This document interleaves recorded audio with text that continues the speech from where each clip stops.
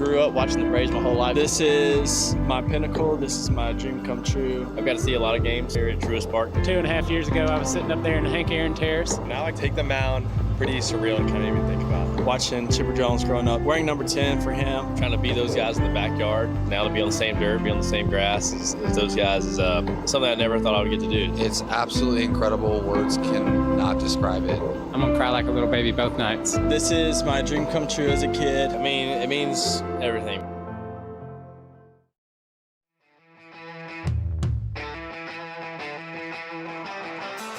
What a special weekend this is for so many of our players and staff here in Banana Land. Tonight we get our first of back-to-back sold-out games in Truist Park, home of the Atlanta Braves. Welcome in, friends, to Game 21 of the 2025 Banana Ball World Tour. It has been an insane scene here in the ATL. The Battery is one of the greatest sports entertainment districts in the country, and it has been bumping all day long. And now you get to look live at one of the most beautiful ballparks in baseball, where our back and forth tour resumes here tonight.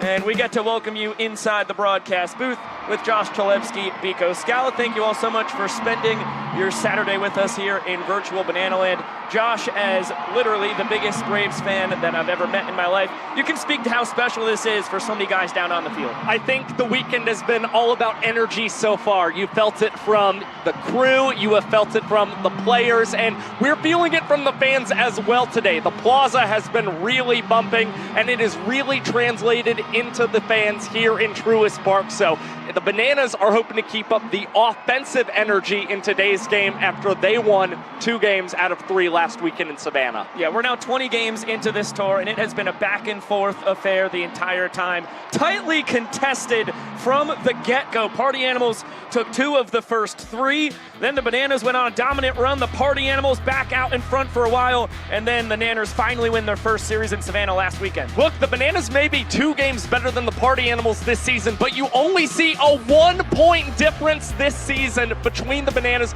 and the boys in black and pink. And despite seeing the discrepancy in runs scored on a rate basis, the Bananas, they are scoring more runs per inning than the Party Animals this season. That's why you've seen them 1 point better so far. Yeah, Nanners 134 offensive innings, the Party Animals 180 offensive innings. And talking about those hometown boys who get to live out a dream here tonight and tomorrow afternoon. It starts with the 8-year Banana Bill Leroy, the pride of Dublin, Georgia. Austin Krasminski out of Roswell. D.R. Meadows from Vidalia. Of course, Donnie, the starting pitcher, hailing from Albany. And then Jake Skoll just up the road in Woodstock. And Scully, boy, what a tour he is having here. His 5th year in Banana Land, 3rd with the Party Animals, and he's leading in just about every important offensive category. He had a Bonds-esque month of February, and you see even here at the end of March, Skoll leading the World Tour in runs, hits, extra base hits, total bases, batting average, OPS, WRC+. Everything he's done offensively has really been what has kept the Party Animals in this tour offensively. Those total bases, 59 for Skoll, 13 more than Rack in 2nd place, and then that 13 discrepancy, that is between 2nd and 6th place from there. It is otherworldly. For more on Skoll's dominance early on in this tour, let's get it down to Drake Toll. Jake, as special as so many moments have been for you in baseball and now Banana Ball, to be at the home of the Atlanta Braves and starting today, what are the emotions you're feeling right now? It's pretty crazy just playing in front of 50-plus friends and family tonight. Coming to Braves games my whole life with my dad and brothers, and you know, having my brothers in the stands, my dad up in the clouds watching. It's pretty cool to be this close to home and playing at a venue like this. It's pretty special.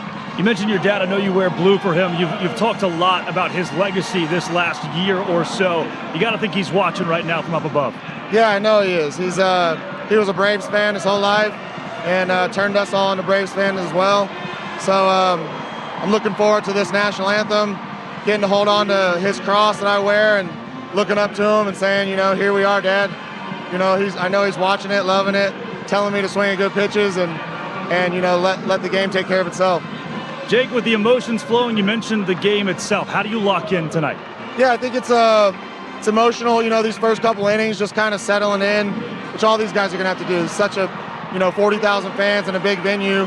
But once they settle in, these guys can compete their butts off, and that's what we're looking forward to today, and kind of showing this Atlanta area that the Bananas aren't just it's not just a dance, not just a party, but it's a competitive, really fun-natured game.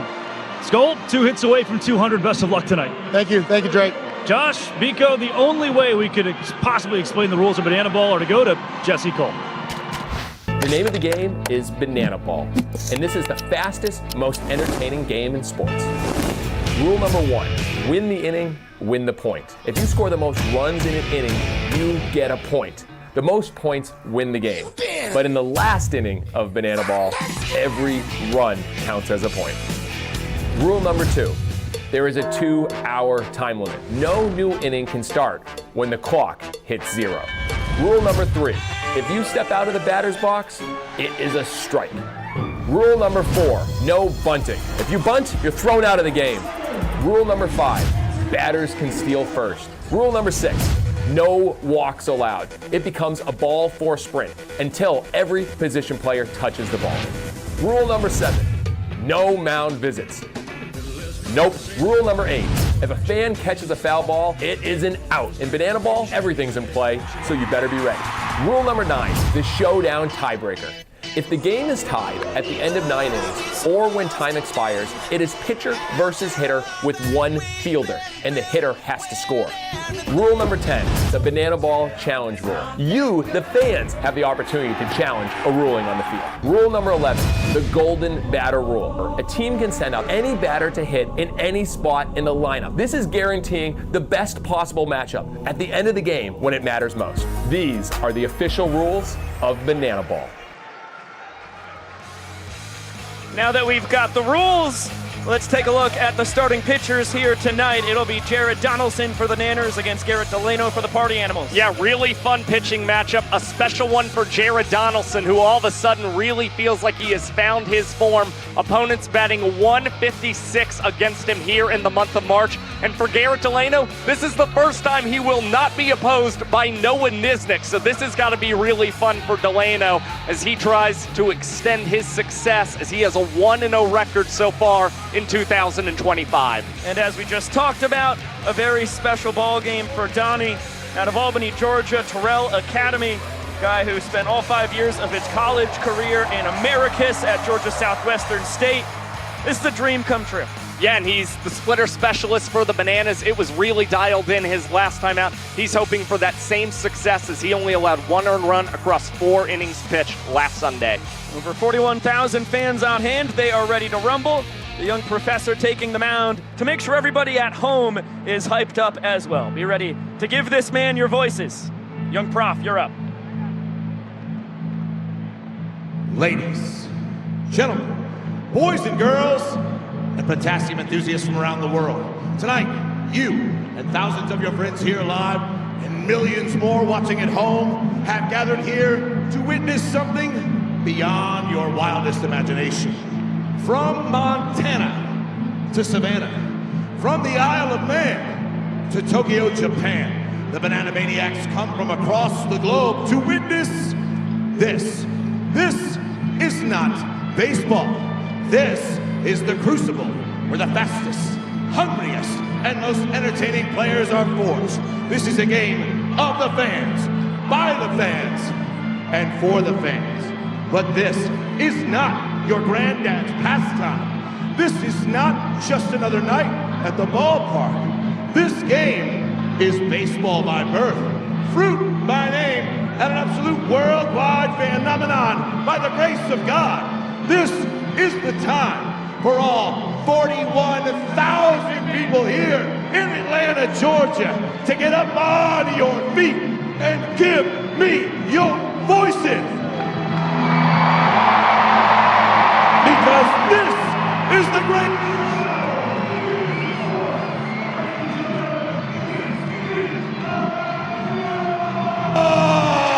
Truist Park, it's time to meet the starting lineup for your Savannah Bananas. Leading off the center fielder, number 5, DR, the Doc Meadow.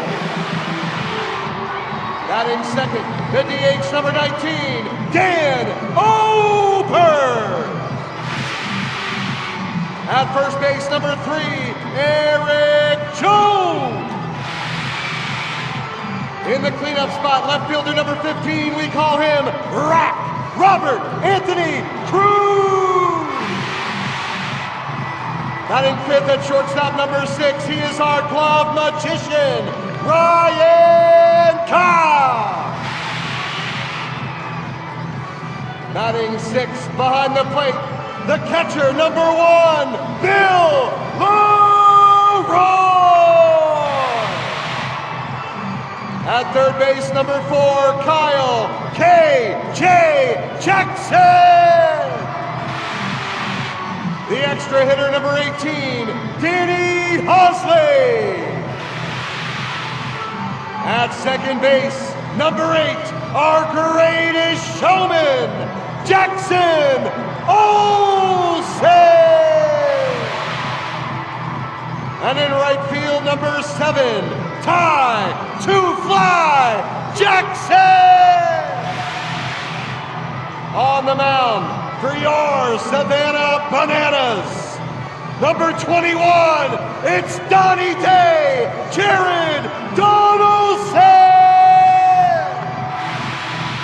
Your Savannah Bananas are managed by Tyler Gillum, assisted by Adam Viro Virant, Eric Fox, and Reggie Horton.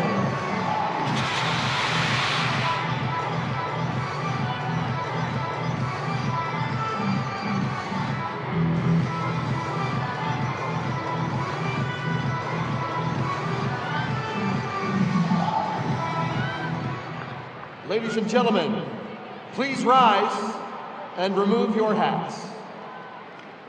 Here to honor America with the singing of tonight's national anthem, please welcome Kate Martin.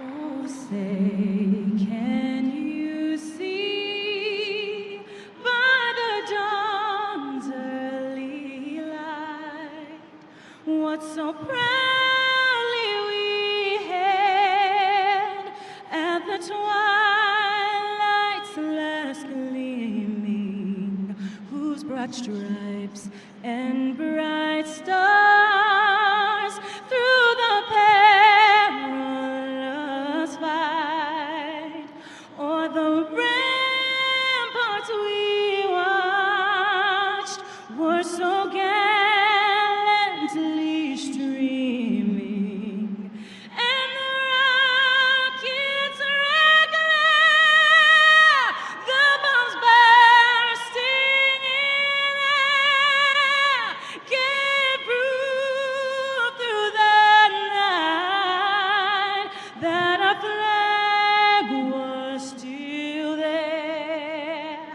Oh, say does that star-spangled banner yet wave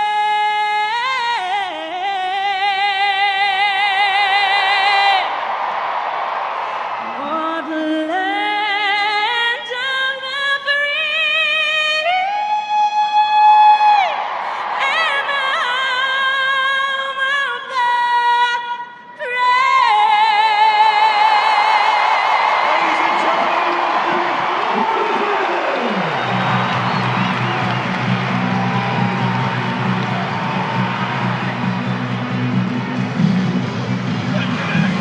An all-time national anthem performance to get us ready to rumble for the 229th Banana Ball game all time, the 21st of 2025, as our young sport has finally made it to the ATL.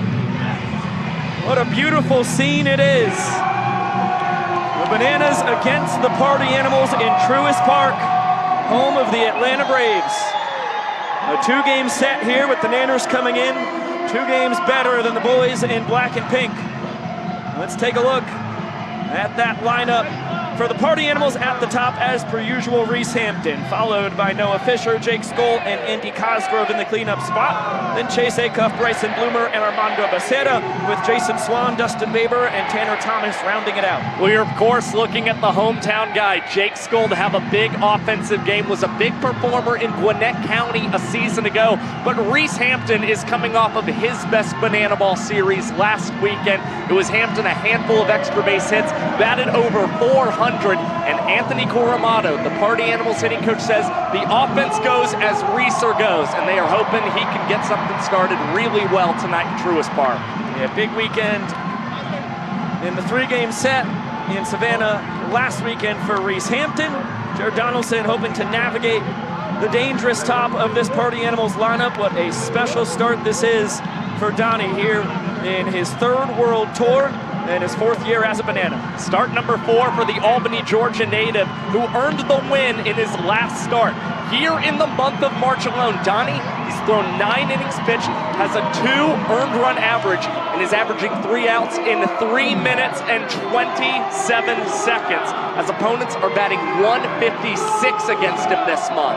Donnie primarily a 3-pitch guy, fastball, splitter, and slider, and the splitter is the out pitch. If it's on, he is as good as anybody in the sport. Let's get a gander at the defense behind him. Left to right in the outfield, it's Robert Anthony Cruz, D.R. Meadows, and Ty Jackson.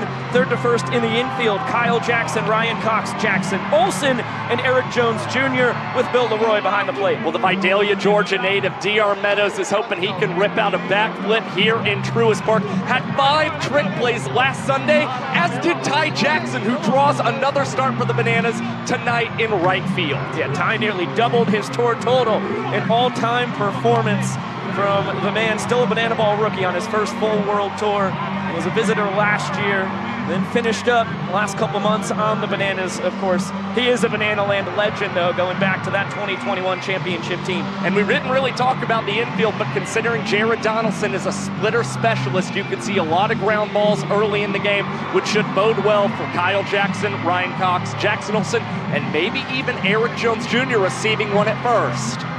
Let's get it on down to Jesse Cole to kick this thing off. Banana Nation, it is time. On 3, I need everyone here to yell, start the clock. 1, 2, 3. Showtime. The 2-hour timer starts ticking on the big video board out in dead center here in Truist Park. It will only matter if it runs out before we get to the 9th inning. So far, 20 games in this year. That hasn't happened yet. The switch-hitting center fielder, Reese Hampton, cannot connect on a well-located fastball. Donaldson sits in the low 90s with the heat and uses the heater often to set up the splitter. And that was a fastball once again there. He throws a 4-seam. It gets remarkable 2-seam-like movement. He said he's never actually thrown a 2-seam because he can't control it. Ahead 1-2 now. So far, he's established the strike zone pretty well against Hampton and sticks on the outside corner. Reese coming up empty, and Donaldson with a punch-out to start his night in Truist Park. Well, he's fired up. That was nothing but gas for the former minor leaguer. Now Noah Fisher steps in. The threat of the splitter is always lurking. Makes the fastball that much more effective. As Donnie, wow, just a bit up to Noah Fisher.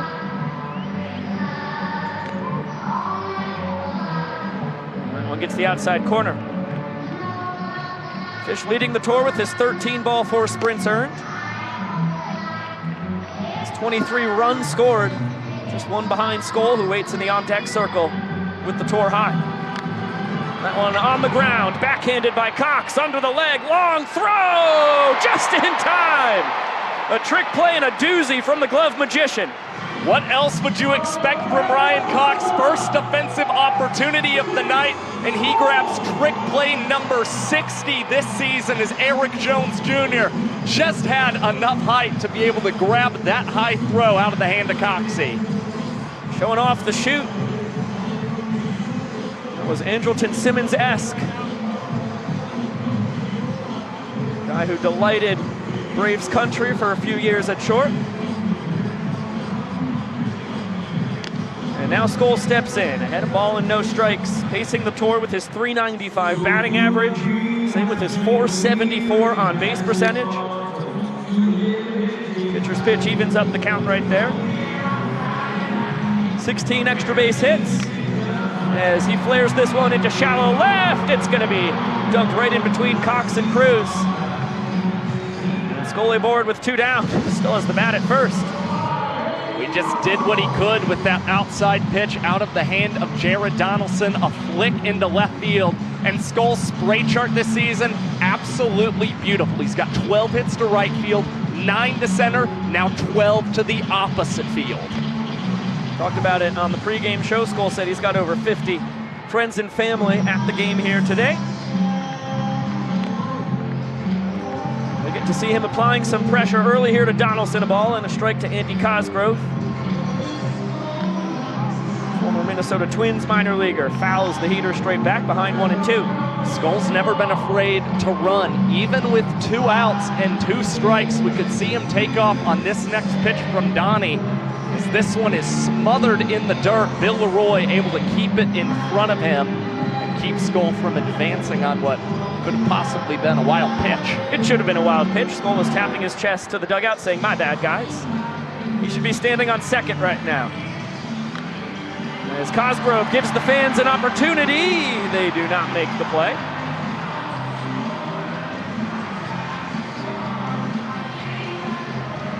Tour leader in RBIs. 29 runs driven in 20 games played. Man, that's a hot shot right to the glove of Cox at short. Takes care of 2 of the 3 outs for Donnie, and it's a scoreless top of the first.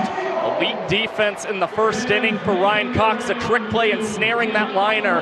And for Jared Donaldson, the first inning ends in 3 minutes and 46 seconds. That's a really nice start for the right-hander. Barrel from Cosgrove, nothing to show for it. Such is the game we love. And now the Nanners just need 1 run in the bottom of the first inning to walk it off and earn the first point available tonight. We're going to have to do it against Garrett Delano, one of the best arms we've ever seen in the young history of our sport.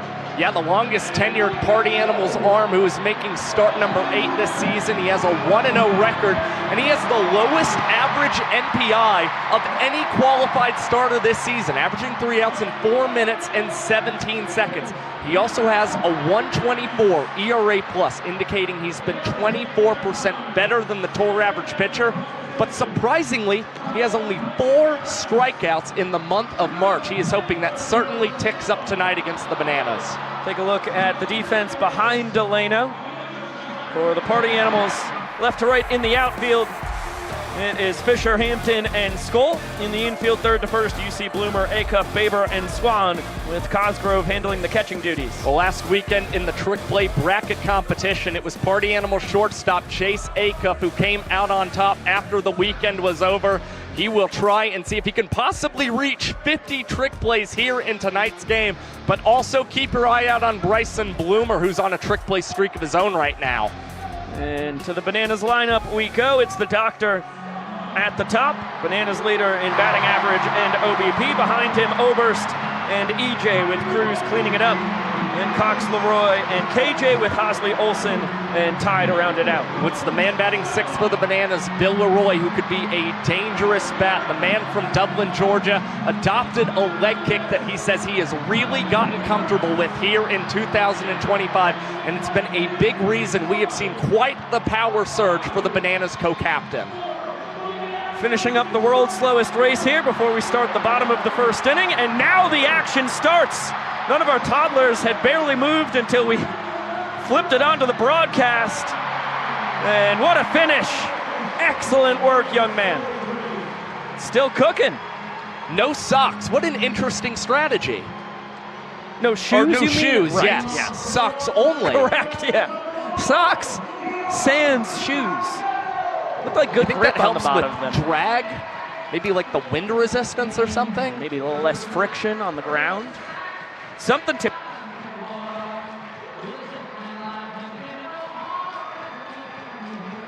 TBD. Here we go. DR represents the inning-winning run for the Nanners. And fouls one off. Got a fastball, center cut.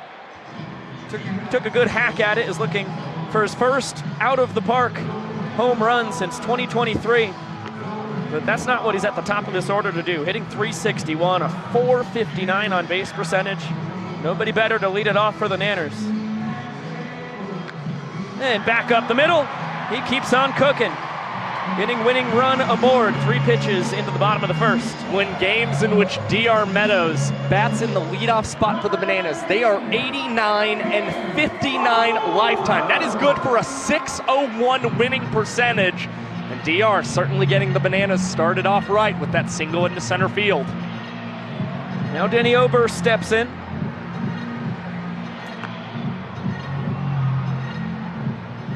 Ahead 1-0. And his designated hitter is just so consistent. 2021 Gulf South Conference Player of the Year. His final season at University of West Georgia.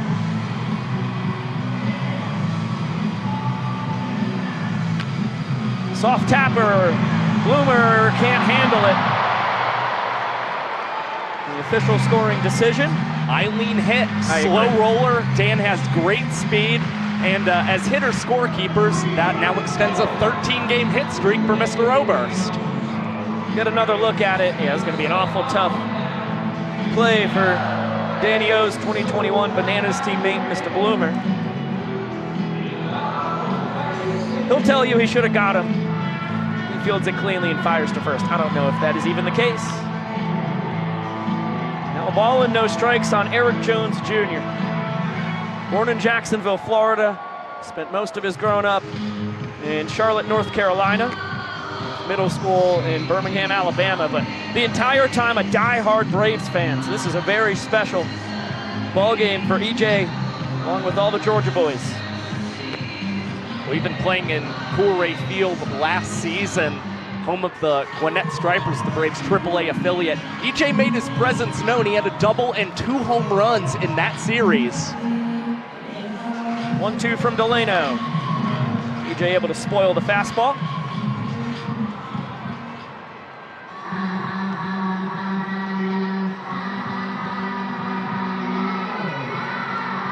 Meadows off second, the inning-winning run. Man, that one stroked foul. Do it again. Well, that's where you're going to get burned with Eric Jones Jr. trying to pitch him inside. He's really good at getting the hands in on the ball. But for Garrett Delano, maybe setting up a changeup or a slider going away to Eric Jones Jr. Perfect execution from Delano, picking up his first out, and it comes via the K. That's huge for Delano. Big first out, breaks off the crab celebration. And now Robert Anthony Cruz steps in, the tour leader with his 10 walk-offs, the only man in double digits. Phenomenal sophomore season, 20 games in, it's been for Rack.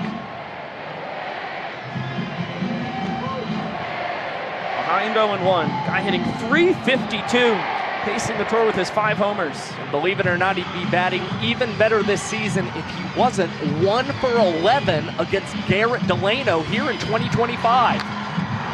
That's gonna change. Rack. One hop off the wall. DR's gonna score easily. And it's a tour-leading 11th inning ender for Cruz. The former Washington Nationals minor leaguer. As the Nanners up a point, 1 inning in. He has been absolute nails batting in the first inning of play this season. Speaking of nails, give it up for Brandon. He's about to leave the Bananas.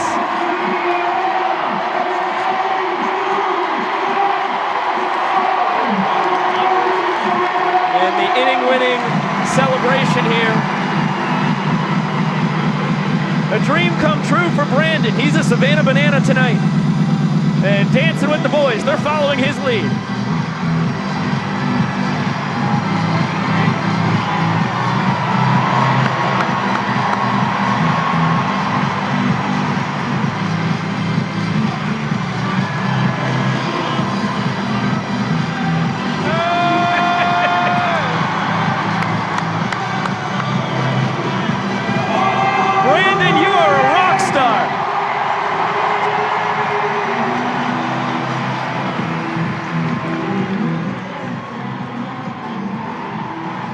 a whole lot more numbers that you can dig into online. Here's a little bit more on that.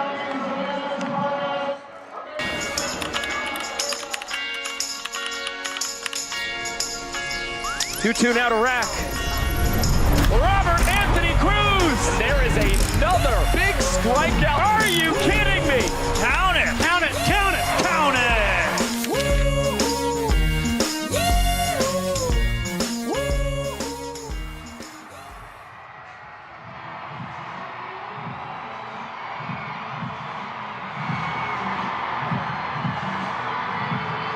So excited about bananaball.com/stats. It is such a beautiful world for us getting to share these stats with everybody out in Banana Land. Something we put a lot of hard work into. We're extremely proud of it. We can't thank the folks at T-Rex Tech enough for also helping us make this possible. Nico, I came to love this game because I was looking at stats online and reading the backs of baseball cards, and I'm now really excited for people to dive deeper into the game of Banana Ball and come to love it just like you and I. Pretty cool that you got to grow up reading stats online. I grew up reading all my baseball stats in the newspaper. I knew you were going to say that. I did too. I liked reading the newspaper box score. Take my grandfather's paper. That was the Bible for me. Holy moly. Check the standings every day. MLB leaders.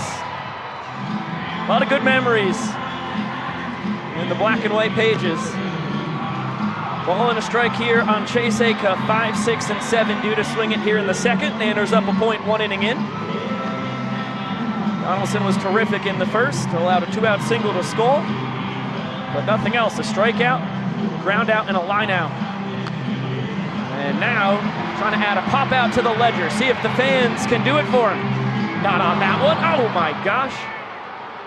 Looked like the food went flying too. Looks like it might have taken out a popcorn bucket or maybe a helmet full of nachos. My first guess was popcorn bucket. That's what I thought too. That's what my gut You never says. want to assume. Once the ball home likes to move it, Who doesn't? Another 2-2 here to Acuff. And he spoils it. Great pitch, great fight. Chase a fantastic third world tour. I think 294, 3 bombs. He's brought the power from 2024 into 25. Has 2 home runs and 6 runs batted in his last 4 games. He's also scored a run in each of those games as well for the Party Animals. Payoff pitch is grounded foul. We'll do it again. Putting up a great battle so far against Jared Donaldson here to start the second. He was very efficient in the first, but Acuff now about to see an 8th pitch. That one ripped. It's going to be over the head of Rack. A leaping try, couldn't come up with it. Acuff's got extra bases. He'll be content with a stand-up 2-bagger to kick off the second. Well, it's a good poke by Chase Acuff, but for Robert Anthony Cruz, a misread in left field as he got a very slow jump on that ball. You saw a last-second try to try and catch it on the jump. And in the end, it turns into a big extra base hit to start the second for the Animals. Yeah, those are the hardest balls to judge for outfielders. Quick 0-2 count here on Bryson Bloomer. Can't connect on the splitter. Another guy having a superb third world tour with the Party Animals. Hitting .329, reaching base at a .447 clip. So valuable to start off the bottom 5 in this order.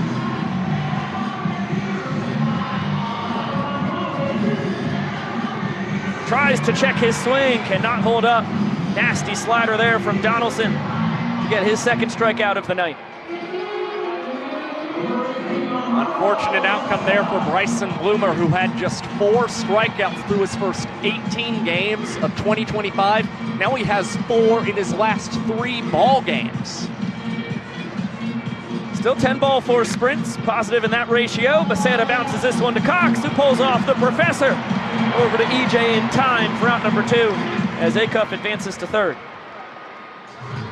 Well, not what Becerra was looking for, but still a productive out as it does get Chase Acuff 90 feet away from scoring as Cox has really perfected making that Professor trick play that he showed off in Des Moines in 2023 look awfully routine.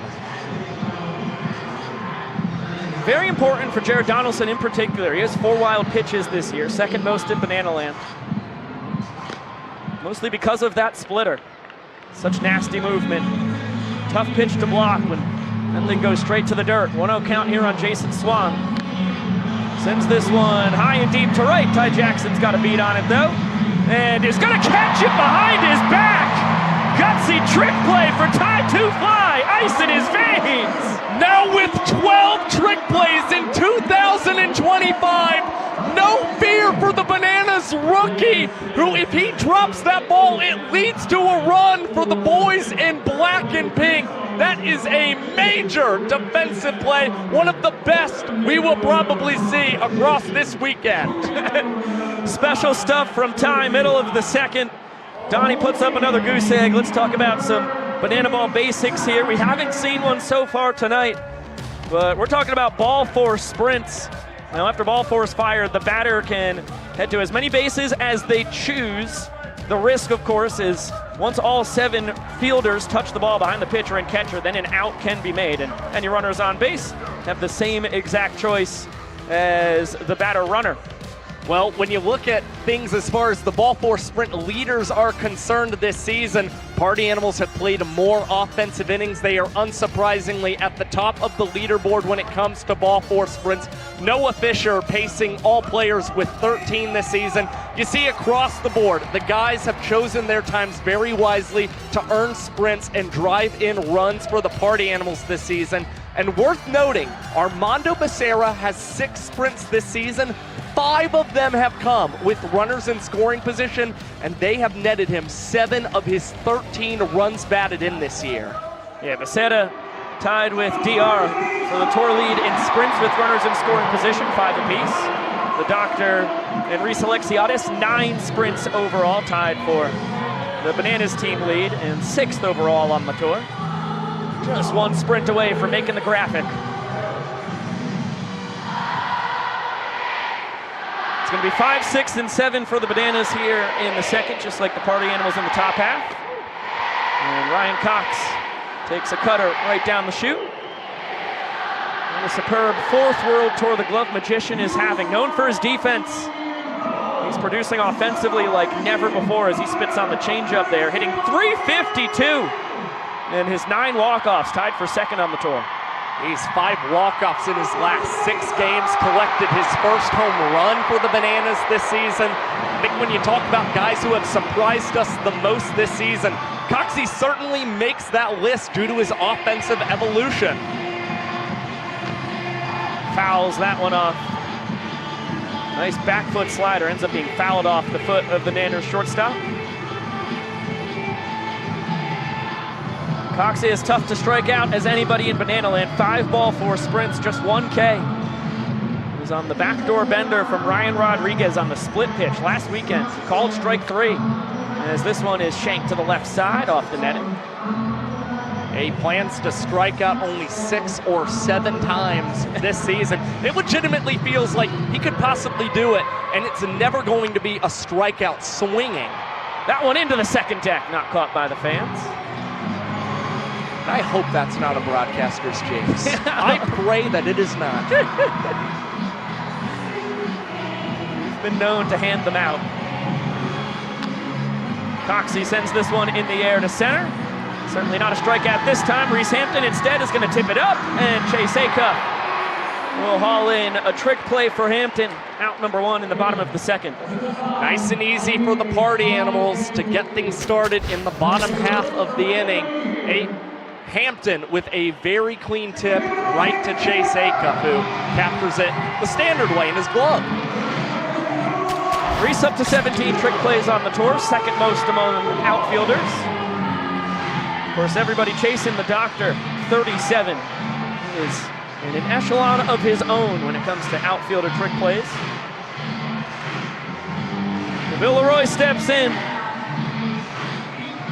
Pride of Dublin, Georgia, his 8th year in Banana Land. What a cool moment for a diehard Braves fan. And once again, surprisingly productive, especially with the defense he provides. Hitting .273, reaching base at a .382 clip. and added a little oomph as well. 3 bombs, 4 doubles. In the catbird seat here, it had 3 balls, no strikes. Well, it's really worth noting Leroy had 1 homer and 17 runs batted in from February 24th through February 2024 to July. Here he skies this one into left field. It's a second tip into the air. This time it'll wind up in Noah Fisher's jersey in left field. Party Animals getting tricky here in the second inning. Double trouble. Another look. 8th trick play on the tour for Fish. He's yet to booth one. A little shimmy for the cherry on top. Delano looking to have a clean frame. Keep the deficit at just 1 point. Got to get through Kyle Jackson to make that happen. Tanner's third baseman, another remarkably productive guy. This is officially his rookie season in Banana Land after he was a teammate of Ty Jackson on the Visitors, and just like Ty and Correll Prime, made the jump to the Nanners for the last couple months last year. Hitting .324, a .447 on base percentage. Can't complain with that. He's got some pop as well. Has only left the yard 1 time this year. Expect plenty more before all is said and done. He gets the start at third base tonight for the Bananas. He's got 3 games with 3 trick plays. The Party Animals looking for 3 in the inning, but that is squandered by a miss from Jason Swan at first base, trying to go behind the back. And it will result in 2 bases for Kyle Jackson and an opportunity for the Bananas to score points in each of the first 2 frames tonight. Would have been a 1-2-3 inning, 4 trick plays if Swan could have put the bow on that double trick play. Instead, the inning-winning run on second, and a chance for Danny Hosley. Nice bender in there for strike 1. Haas, a pair of walk-offs this year. He was the 2023 tour leader in inning enders, 28. Back on his first world tour. Delano drops down, is ahead 0-2 now. Batting just .185 to start this season. He's got a .286 mark against Garrett Delano, hoping he can get a pitch that he can drive up the middle and hopefully score an aggressive runner in Kyle Jackson. With great wheels at that. Delano dropping down again. That one misses below the knees. Deuce is wild. And like Eric Jones Jr., this is another man you have to pitch very carefully, especially inside. Hosley, more of a weakness going when you go to the outside part of the plate against him. That's where Cosgrove set up. Delano just misses wide. This is where pitching in Banana Ball is so tough. Ball 4 loses the inning. Haven't seen a sprint so far tonight. And this one bounced. Delano's going to take care of it himself. Under the leg, over to Swan. And he keeps the Nanners off the board. Picks up his second trick play of the tour. And it's still just a 1-0 game through 2. Still a 3 trick play inning for the Party Animals. Delano escapes the jam and picks up the trick plays. You get one more look at that under the legs throw. Nice job by Delano picking up his defense. Has to let loose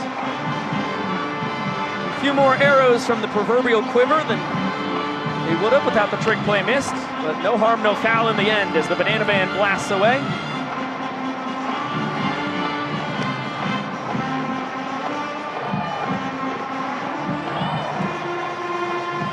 Up in the 4th deck here in Truist Park. Pretty much a perfect night for Banana Ball. 69 degrees here in the A. The breeze rolling through, blue skies with some dots of white clouds up in the air. Josh is a guy who's gotten to see over 90 baseball games here in Truist Park. How's this rank as far as evenings go here in Truist? Aesthetically speaking, it is spectacular right now. I mean, there was a much higher breeze earlier. I think the fact that it has died down bodes well for the fans in attendance who weren't trying to get too chilly here in the ATL. And hopefully they are usually known as pretty hitter-friendly park in Truist. Yeah, just in the top half of Major League Baseball stadiums when it comes to hitters. Dustin Baber deep down the right field line into foul territory, not caught by the fans. 9, 10, and 1 here in the Party Animals lineup, chasing a point. Looking to mount some offense against Donaldson. 2-out single in the first, and a leadoff double in the second, both squandered. This one almost up to us here in the upper level. Vincent Chapman thinks that it was bobbled. It was caught by a fan, but not cleanly. So another life here for Babes.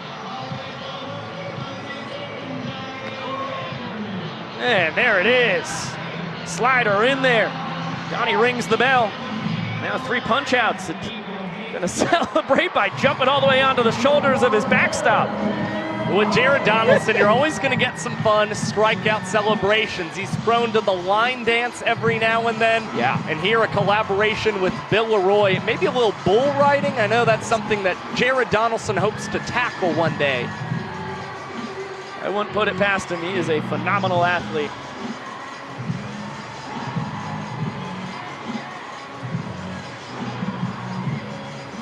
Now Tanner Thomas steps in, holding down the 10 spot for the Party Animals. DH here tonight. Getting the half night off. Heater just misses the outside corner, and now Donnie is going to bring in Cox, Olsen, and Meadows for a choreographed dance. Yep, Tanner, you are our lucky guy tonight. Front row seat for the 3-2-2.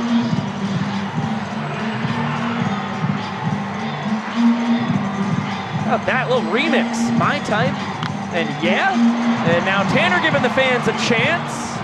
Not caught, and bouncing all the way back down from the second level to the first. Well, the body language from Jared Donaldson said that he was really hoping that one would be caught by the fans. He's currently tied for first on the World Tour as he's induced 2 foul outs to fans here in 2025. 1-2 coming to Thomas.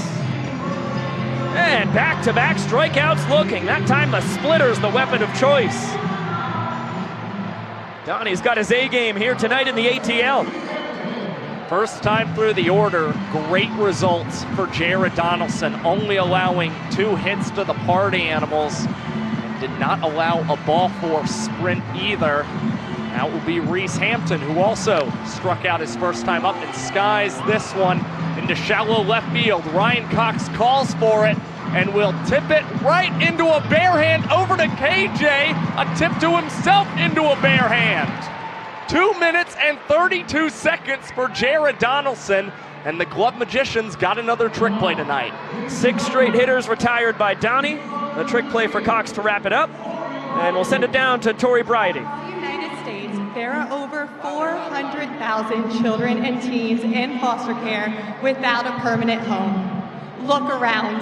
That is enough to fill Truist Park 10 times. To raise awareness and support communities, we created Bananas Foster, the official nonprofit of Banana Ball. Our organization is dedicated to celebrating those in the foster care community while educating and inspiring others to get involved. Tonight, we are celebrating the Miller family.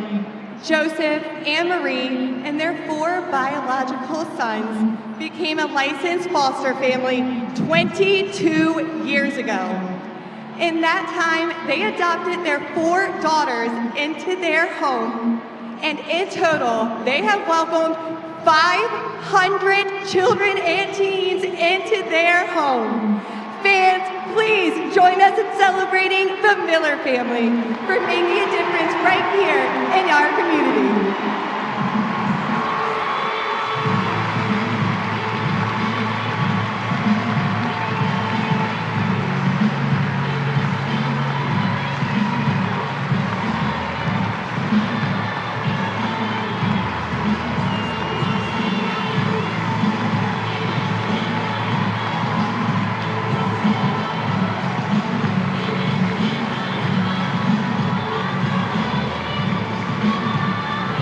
Beautiful moment here in our first ever Banana Ball game in Atlanta. An enormous shout out to the Miller family, Joseph and Marie, their 4 superstar sons. Welcoming in over 500 infants, children, and teens into their home across 22 plus years. It is an unfathomable amount of good that they have blessed the community with here. And with this being the second of 17 Major League ballparks the Bananas will play in this season, it's just one of the first major applauses we will see for the foster families across this country of ours.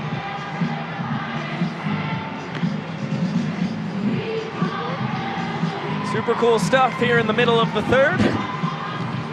Kids down there boogieing off the field is Garrett Delano. Once again with no run support. Didn't allow a walk-off double to Robert Anthony Cruz in the first, but picked up his defense. Really got 4 outs for the price of 3. Or vice versa, 3 outs for the price of 4. It's been in the second inning. It's been a pretty similar story for Garrett Delano all season long. He's earned 9 points, he has lost 9 points, so clearly hasn't pitched every game and gotten a lot of run support as Jackson Olsen flails through the first pitch out of the hand of 777. Nasty changeup. Delano normally attacks Olsen with cutters. But Jackie caught one, launched his lone homer of the year off a Delano cutter. Hey, look out, holy moly. One of our stats gurus, Riley, had to Keanu Reeves matrix his way out of that screamer. Made its way all the way out to Skull. Now it's a souvenir.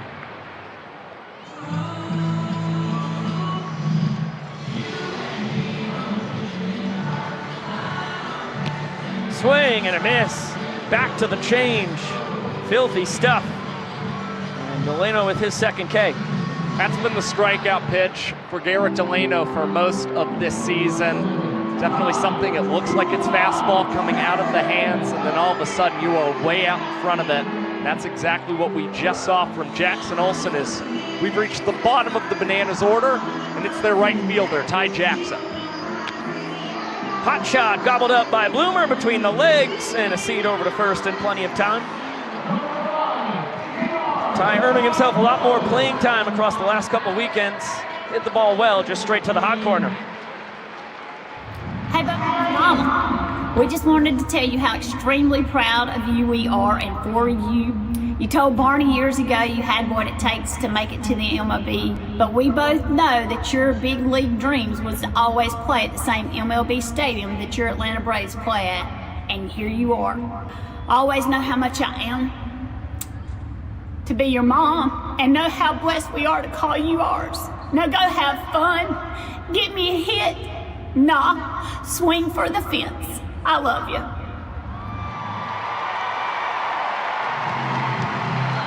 Someone cutting onions up here in the booth. Oh, beautiful. Delano says, free heater, DR. This one's for Selene. Swing and a miss. Put it on the black of the outside corner. Delano is all smiles about it. And a hot shot on a bounce to A-Cup. He'll whip it between the legs and take care of DR. Luckily, he already got the hit from Mom his first time, so everything after that's all gravy. Easy breezy, beautiful. Bottom of the third for Delano, who holds serve once again. Now 5 trick plays in the game for the Animals. That is a 1 minute and 38-second inning for Garrett Delano when you take out our beautiful presentation from DR's mama. Promo time. It's Bring It Home. We'll give it down to Jesse. It's called Bring It On Home. And we've got 3 couples. We've got some amazing women here and their husbands over there. And they're gonna have to bring it on home with whatever they got and give us the best kiss. And fans, you're gonna have to decide who the winner is. So first, your name. Olivia. Olivia, and what's your husband's name? Alex. And how long have you been married? 4 years. Olivia and Alex, 4 years. All right, Alex, let's get some Music Shark and see what they got. What is this move? What? Okay. All right, you got to bring it home. What is this? All right, it's just a lot of shaking of the booty. All right, here we go. Alex and Olivia. All right. I guess he kind of brought it home. And your name? Bridget. Bridget. And your husband's name? Chris. Chris. And how long have you guys been married? 18 years. 18 years. Pretty good. All right, let's see what Chris does. Bring it on home. Okay, that's a little interesting. 18 years and this is what we got. That's okay. Let's see. All right. 18 years. And who's our next one? All right, and your name? Teresa. Teresa, and your husband? Tony. Tony, and how long have you guys been married? For 37 years. 37 years. All right, Tony, let's see what you got. Bring it on home, Tony. Oh, what is this? A lot of movement here. I don't know. It's kind of interesting. Okay, it's a little swaying. You bring him home, Teresa. What do you got? You better go after it. Here we go. All right. Oh, Tony, what is happening? We're in the public right now. They're still going after it. What? Oh, look, what is she grabbing? She went for it. Okay. All right, we're good. All right, fans. All right. Do we think was our first couple of 4 years? All right, was it our second couple of 18 years? Or was it our final couple of 37 years? We got some love here in Atlanta. Every kiss begins with K Club. Jared Donaldson looked every bit the 2022 Peach Belt Conference Pitcher of the Year, the D2 All-American that earned his way to Banana Land. 3 scoreless innings, 2 hits, 4 Ks. He gives way to Correll Prime. 10th time the Prime Time has climbed the hill, his 5th in relief this season. Has a 2-0 record, is leading the tour with 18 strikeouts. And he has had 2 different outings this season where he has thrown 4 innings and only allowed 1 hit to the Party Animals. Yeah, he's coming off the best start in his banana ball career. 1 pitch into his relief appearance. He has to let Vincent Chapman take center stage. Oh my gosh.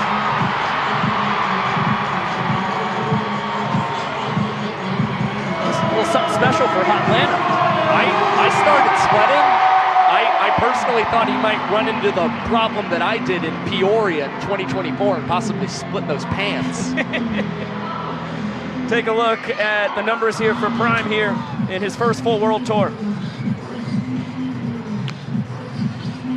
Ball and a strike now on Noah Fisher, who grounded out his first time. 2, 3, and 4 for the Party Animals. Skull lurking on deck, then Cosgrove in the hole. Prime primarily a 4-pitch guy, sinker, cutter, slider, change. And known for filling up the zone behind a dangerous man. 3-1 here. This one laced deep out to right. Jackson cannot track it down. Couple hops up against the wall and Fish cruising into second with a double. Great piece of hitting for Noah Fisher. Found himself in a favorable 3-1 count. And this is what he was doing awfully well in batting practice, hitting to that opposite field. Special walk up here for the hometown kid.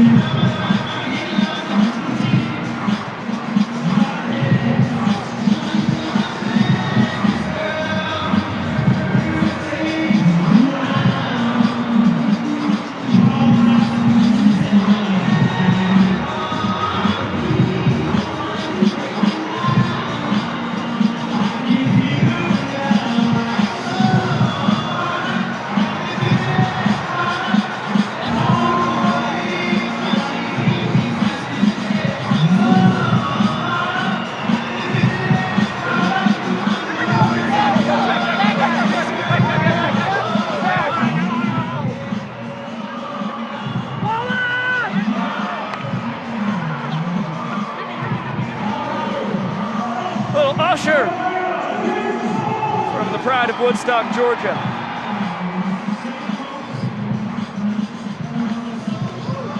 Usher, an ATL guy by way of high school after growing up in Chattanooga, Tennessee.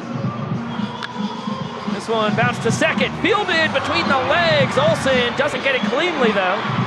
Knocked down, Skull using the wheels to beat it out.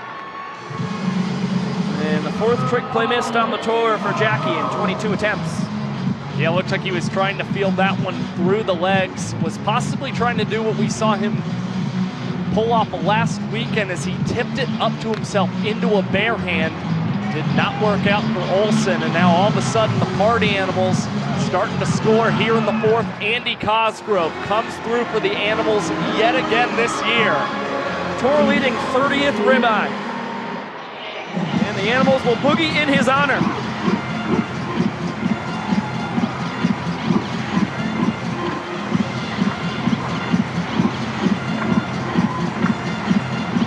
It was tough luck for Andy his first time. Ripped the liner straight to the mitt of Cox at short. Didn't waste any time his second trip to the dish. Great piece of hitting. Serves it the opposite way and will give way to Mark Smith, the Party Animals designated runner. So good speed on first and second. And Acuff fouls the sinker off his foot. Never a fun experience. Kobo trying to show off the fancy footwork he's got in foul territory. Can't wait until he starts incorporating that into the trick play arsenal. In batting practice and getting his daily vitamins, he has done some remarkable stuff. As that one lined straight to Cox, he's gonna knock it down, send it to KJ at third. And they're gonna roll it. Cox caught that out of the air. Some tricky stuff, trying to turn a double play. Instead, they're gonna roll this a line out. Oh, that's an interesting decision. Can you rule that an infield fly of sorts?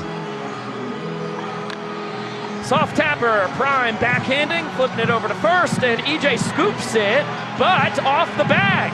Seth Markham, the first base umpire, said EJ with the pick, took his foot off first base, and now the bags are juiced.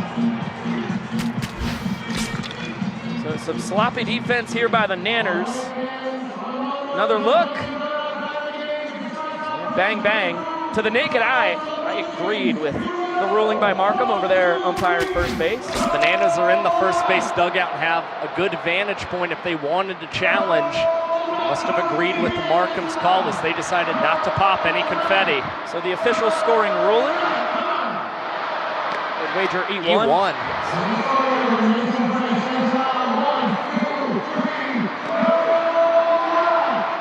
Armando Becerra, the donut hitter. Over 41,000 fans want donuts. They strike out and they get their sweet treats. Good job by Mondo fighting that one off.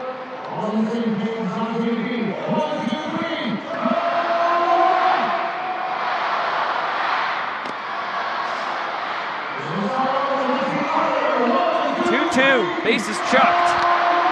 Popped up shallow left center. Meadows and Rack converging. They both have good arms. Skoll is going to test Cruz, who fires offline. And it'll be a sacrifice fly for Becerra. 14th run driven in on the year, and now a 2 spot for the Animals here in the 4th. Well, a second productive out in the ballgame for Armando Becerra. Had the ground out that moved Chase Acuff up to third. Now comes away with the sacrifice fly. And DR Meadows being right in front of Robert Anthony Cruz also hindered Rack's ability to try and gun down Skoll at the plate there. Slider just misses the outside corner. 1-0 here on Jason Swan. Still a couple ducks on the pond.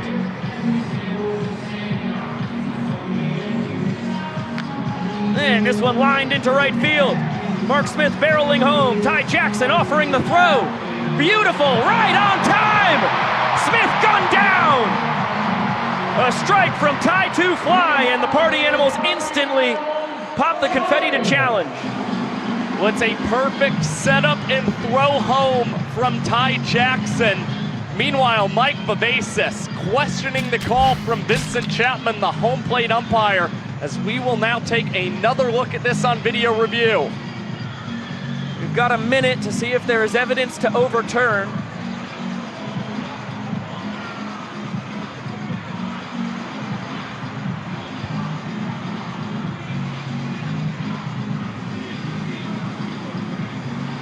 Okay, here we go. 40 seconds left. It ticks off the clock very quickly.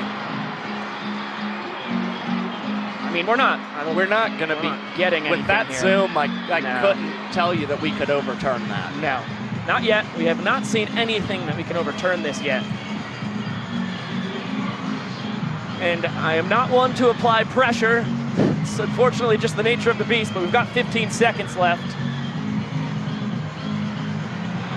Okay, when's the tag happen versus we can't? I don't even know if I can see home plate. I think the call has to stand. We haven't seen anything we can overturn this. I'm sorry, Mark Smith. He's imploring us to overturn it. Stand! Nothing there to flip that call. The Party Animals lose their challenge. And Vincent is jubilant. All right, hey baby time here at Truist Park. The Party Animals do have 2 runs across.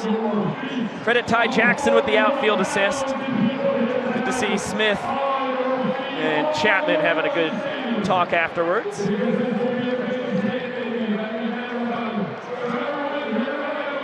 up in the air. Here we go. Let's get it clapping. Here we go, Shark.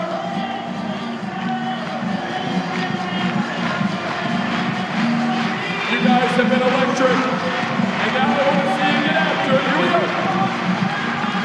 Get those arms waving.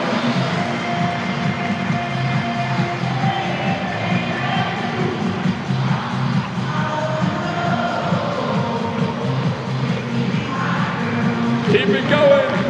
Get those hands up.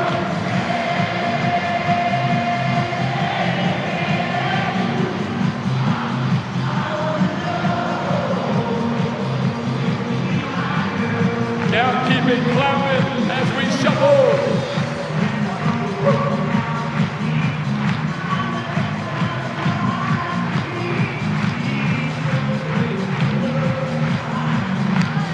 Now let me hear you sing it.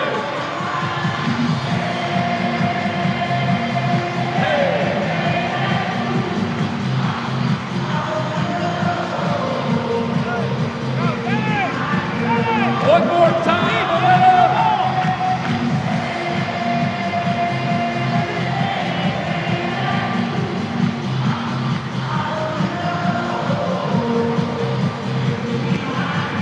Give yourselves a round of applause. You guys are amazing. What a glorious sight that was. Hey baby with over 41,000 fans on hand here in Truist Park as Blake Benson takes over for Delano on the bump. 6th time on the mound for the Party Animals breakdancing pitcher who allowed the first walk-off of his career last Sunday. His 4-minute and 1-second average minute sprinting mark is the lowest on the Party Animals this season. He has a 1.30 ERA plus and has 2 trick plays via the strikeout this season, tied for the most of any arm. 2, 3, and 4 in the Nanners lineup, just like it was for the Party Animals in the top half. And this one chopped over Benson. Tough play for Acuff. Barehanded, slings it to first. In time, are you kidding me? Acuff takes the hit away from Oberst.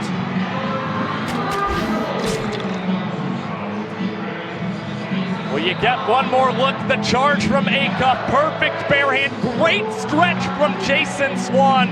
And we have often talked about how good the arm is for Chase at the shortstop position. That quick throw, the reason that Dan Oberst was able to be gunned down there to start the bottom of the 4th is the Party Animals are trying to get on the board with that first point. Ball and a strike here to Eric Jones Jr. Benson, such a funky southpaw. Alongside Peter Holden. Adds a lot to this Party Animals bullpen when it comes to left-handed funk. And EJ having no problems with it. Shoots that one into left center. This pinch run forward by Malachi Mitchell, the Bananas designated runner. And Robert Anthony Cruz steps in, representing the innings tying run. Tour leader in long balls, blasted one off the right center field wall, his first time. A double to win the first for the Nanners. This time he'll add a single to the ledger over the leap of Baber as Flash goes station to station. Well, what really means a lot for Robert Anthony Cruz, especially here in the month of March, He only has 2 strikeouts. He has put the bat on ball.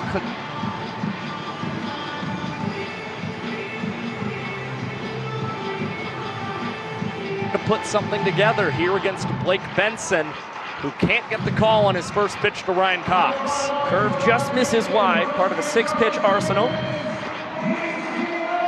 Benson out of Springdale, Arkansas, brings fastball, sinker, changeup, slider, curve, and once in a while a knuckleball. To the party. Wow, front door bender just misses. I'm gonna guess Vincent Chapman says that was high. 3-0, right down the pipe. Big bender called strike. Pitcher's pitch. Cox doesn't agree with that one. And called strike 3, front door curve. Cox back to the dugout, only the 2nd time he's been struck out this year. Yeah, and Benson wisely was just ready to go ahead and deliver the pitch after Cox did not get the call that he liked on the 3-1. Luck, and tell you how proud I am of the amazing young man that you've become. You know, I kind of always knew baseball would probably take you places, never knew it would be Banana Land, but you were born to be a banana. And just wanted to let you know, I've changed your walk-up song, and it's something that you guys used to sing back in the room. I should have known you'd been dancing in front of a camera somewhere one day on a baseball field. So your song is My Maria by Brooks and Dunn. Love you. Have fun.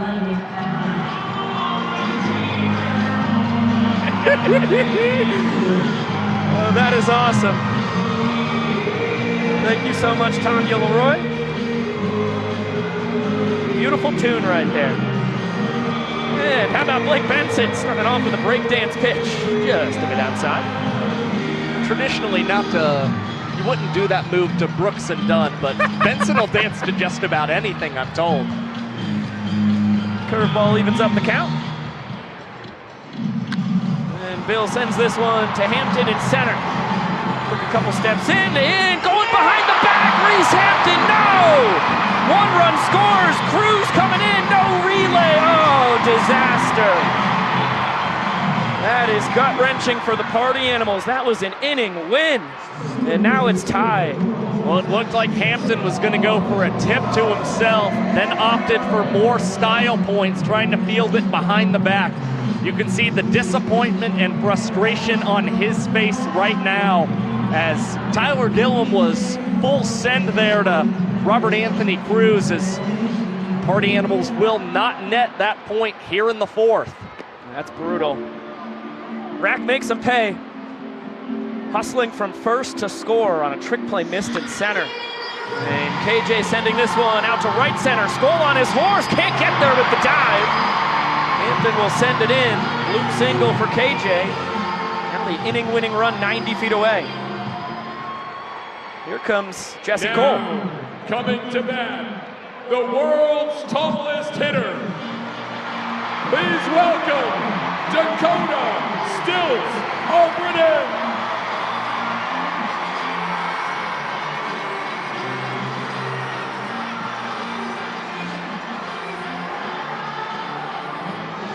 What a spot here for Stilts. Look around, Dakota. Everything does happen.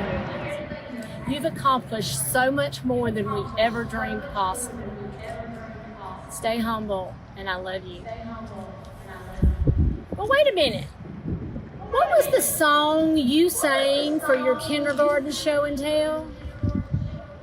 I think it was The Devil Went Down to Georgia.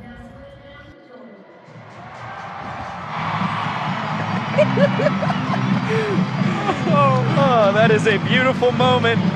And an emotional Dakota Albritton after the message from his mom, Lisa. Digs in trying to win the inning for the Bananas. Please do not catch that ball. That would be backfield from the fans. I think his mother would go after that fan. I'll tell you what. Oh, yeah. The Pride of Ellaville, Georgia sends this one out to right, and Skoll will grab it. Good lumber from Stilts, just hit it to the wrong spot. And the 4th inning ends tied, 2 runs apiece. A brutal misplay for Reese Hampton, a trick play miss that nets the Bananas 2 runs. And through 4 innings, they still maintain a 1-point edge as you get one more look at Stilts nearly getting that barrel to drop in right field. Good stroke, but let's go back down to the field. Time for some Waffle Mania. So we've gone out and found 4 of Waffle House's finest, and we are going to pit them in a blindfolded pillow fight against one another, and you have to decide who is the winner by popular vote. All right, my Waffle House employees, we're going to go ahead and spin you around 5 times, and then you are going to fight it out. Here we go. On your mark, get set, spin. This is Waffle Mania. 1, 2, 3, 4, check. 5, fight! Party animals are waving. There they go. Bananas. Check. Swinging. These are some lackadaisical swings if I've ever seen them. They're swinging. They're getting close. Oh, wait. We have contact. We're getting smothered and covered. We've got one in the Ozuna jersey who is really getting close to his opponents. He's going around. He's swinging hard. He's swinging in the wrong direction. Oh, big contact. They're smothered. They're covered. We've got 5, 4, 3, 2, 1. Stop the fight. Stop the fight. All right, ladies and gentlemen, you have to decide who our champion of Waffle Mania is. Is it Waffle House employee number 1? Is it Waffle House employee number 2? Is it Waffle House employee number 3? Or is it Waffle House employee number 4? Your winner of Waffle Mania! Congratulations. First ever Waffle Mania champion. Fitting. Yes. No better place to debut at. I almost got Waffle House last night, man. Really? Yeah. Yeah, I was really close to getting a friggin' all-star special. After an adventure at the Battery? Yeah. I think I was gonna get mine with sausage. Man, no free ads, but Waffle House just rocks. That's not subjective. I've never had a bad time there. Possibly would have gotten a cup of coffee. It's good coffee. 2-0 count here on Dustin Baber, 9, 10, and 1 in the order due to swing it for the Party Animals. Second inning of relief for Correll Prime.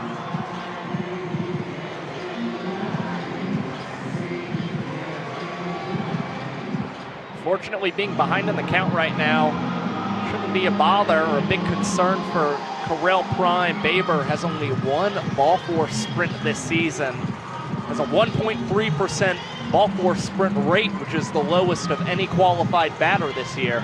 Can't believe Vincent Chapman just dusted off home plate and didn't dance. I don't know if I've ever seen him do that in his banana ball career. Cursed videos. Cursed banana ball videos. This one lifted into the stands. Chance for the fans. They do not catch it. Still looking for a first foul out tonight. Baber, who was struck out looking by Donnie his first time, going to be waiting for a payoff pitch. Long look into the stands there by Baber and Chapman.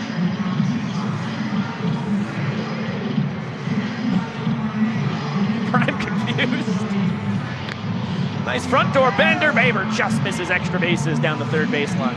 Well, if anything, the long waits, the cleaning of home plate has just detracted from Prime's MPI this inning. We're already 1 minute and 37 seconds into the frame, and Prime's delivering another payoff. Rolled foul. It's going to be an 8th pitch coming from Prime to Baber here as we approach the 2-minute mark in the inning, under the hour mark in the ball game here in the top of the 5th. Remember, that only matters if the time runs out before we get to the 9th. And Baber earns the first sprint of the ball game for either side. Front door slider never makes it up the steps. And the Party Animals have their leadoff man on here in the 5th. Good blinks and a good battle for Dustin Baber, who will stay on the bases after we saw Mark Smith enter for Andy Cosgrove last inning. Here comes Tanner Thomas up to the plate, who told us before the game he felt like he was finally back to 100%, which is very exciting for the man in the 10 hole. who skies it into left and into the glove of Robert Anthony Cruz. Yeah, Rack clearly thinking about a backflip catch, didn't have the right setup. He'll be content with an out nonetheless. Looks like it got on him just a little too quickly, and we also saw him misread the ball earlier in the game in the second, so possibly battling the lights here in Truist. That one just misses. 1-0 count here on Reese Hampton, a battle between former minor leaguers. And Reese liner straight to Olsen, flips it under the leg, gets a trick play on a double play. Bad base running by Baber. Olsen capitalizes, and Prime faces the minimum. One of the more unique trick plays we've seen in 2025, and great heads-up banana ball from the great 8, snagging the liner and having enough time to go under the legs and double up Baber. 3 minutes and 12 seconds there for Prime. Wild end to the top of the 5th. Time for our player dance. Get it down to Maceo and the guys.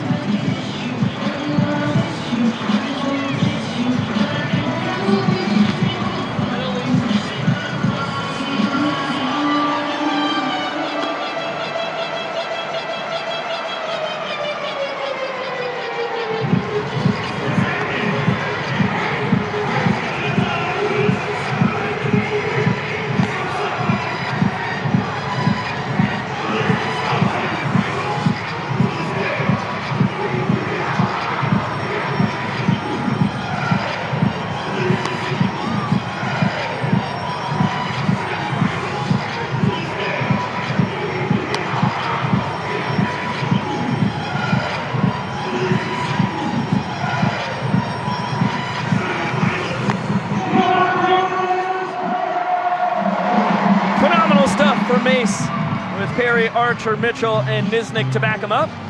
And now Nate Tellier, the former Boston Red Sox minor leaguer, struts out to the mound.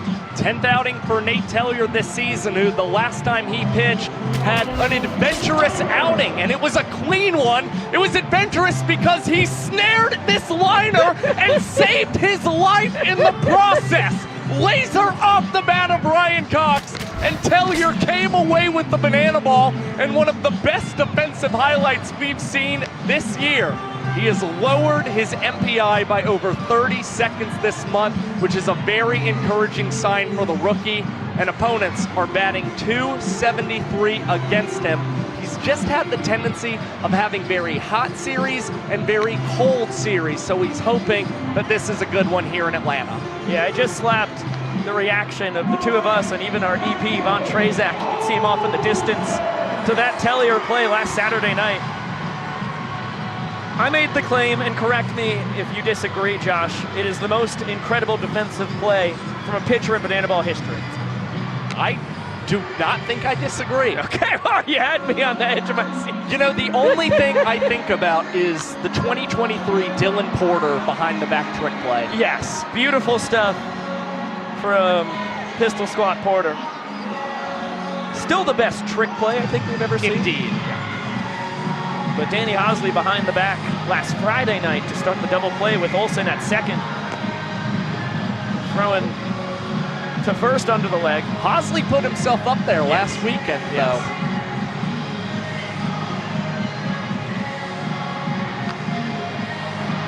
Olsen a tough cookie, giving the fans another chance, though. And they do not make the catch. Oh, that thing looked like it landed in a drink holder. 9-10-1 for the Bananas, just like it was for the Party Animals in the top half. Two squads continue to keep pace with each other. Spots in the order. Tellier's going to need a 1-2-3 frame to keep that trend going. And he just got a heck of a stop from Andy Cosgrove behind home plate. That one skips away. You might have seen Olsen try and take off and swipe first. And speaking of first, Adam Byron over in the first base coach's box. Nice one-handed grab. Speaking of cat-like reflexes. I'm a cat lover himself. That's beautiful. This one bounced to Baber. He will field it between the legs, bounce it behind the back, over to first. Just about as snazzy a trick play as you'll ever see from a second baseman. Nearly got away from Dustin Baber. That's why you see him wiping the sweat off of his brow there for the Party Animals. Beautiful stuff. Fielded between the legs on a tough hop that breaks out the professor. Now we've got a specialty walk-up for Ty Jackson.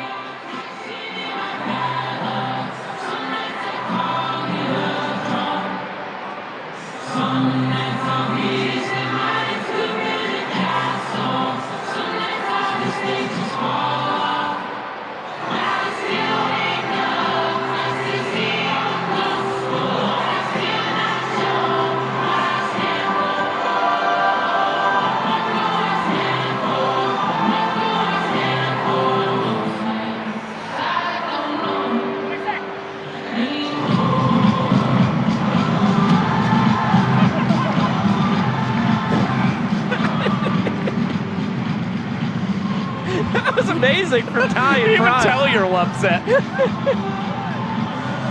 Shout out some nights. Feels like it's 2012 here in Truist Park tonight. That one from Fun with a period at the end of the band name. Fun period.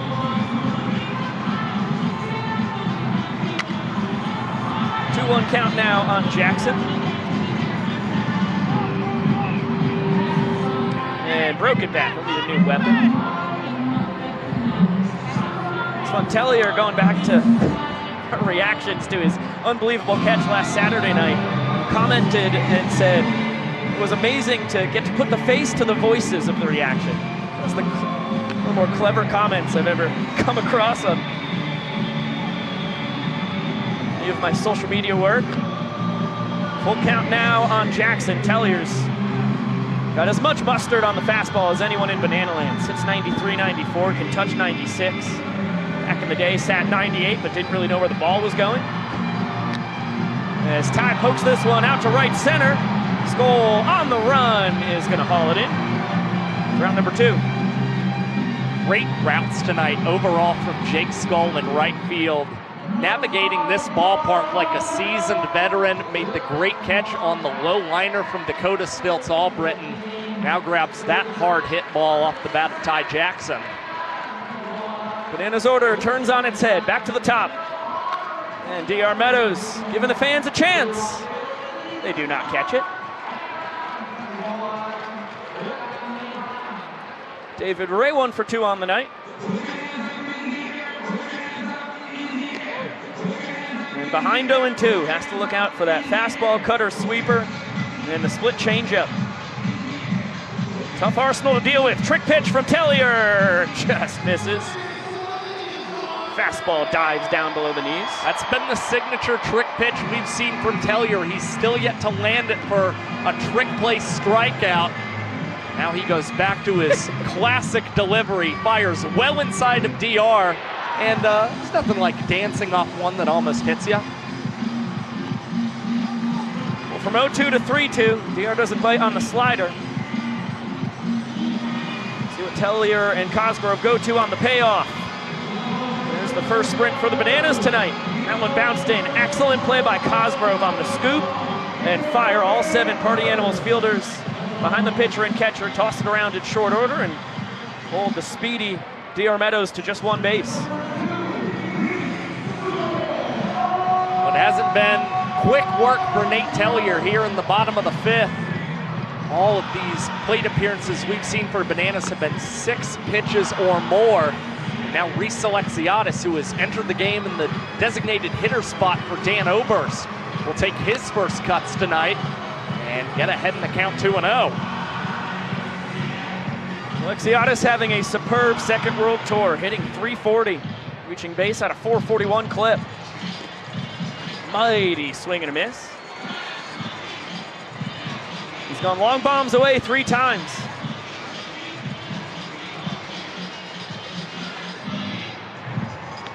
And Tellier wisely checks on DR. It was a perfect 6 for 6 in his stolen base tries. Yeah, Reese with 3 home runs here in the month of March. Took him until August 17th of last season to reach 3 long balls. As he said, the goal heading into this month was to get off as many ace swings as possible. That's certainly been the case. And here, another battle and a long one. Tellier about to deliver a 6th pitch. There goes DR, of course, with 2 outs. As Alexiadis skies at foul territory. It's going to reach the seats. and not caught by the fans. So another life for RA.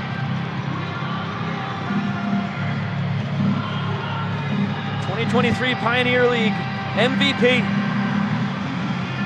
He was fantastic last year for the Nanners in his rookie campaign.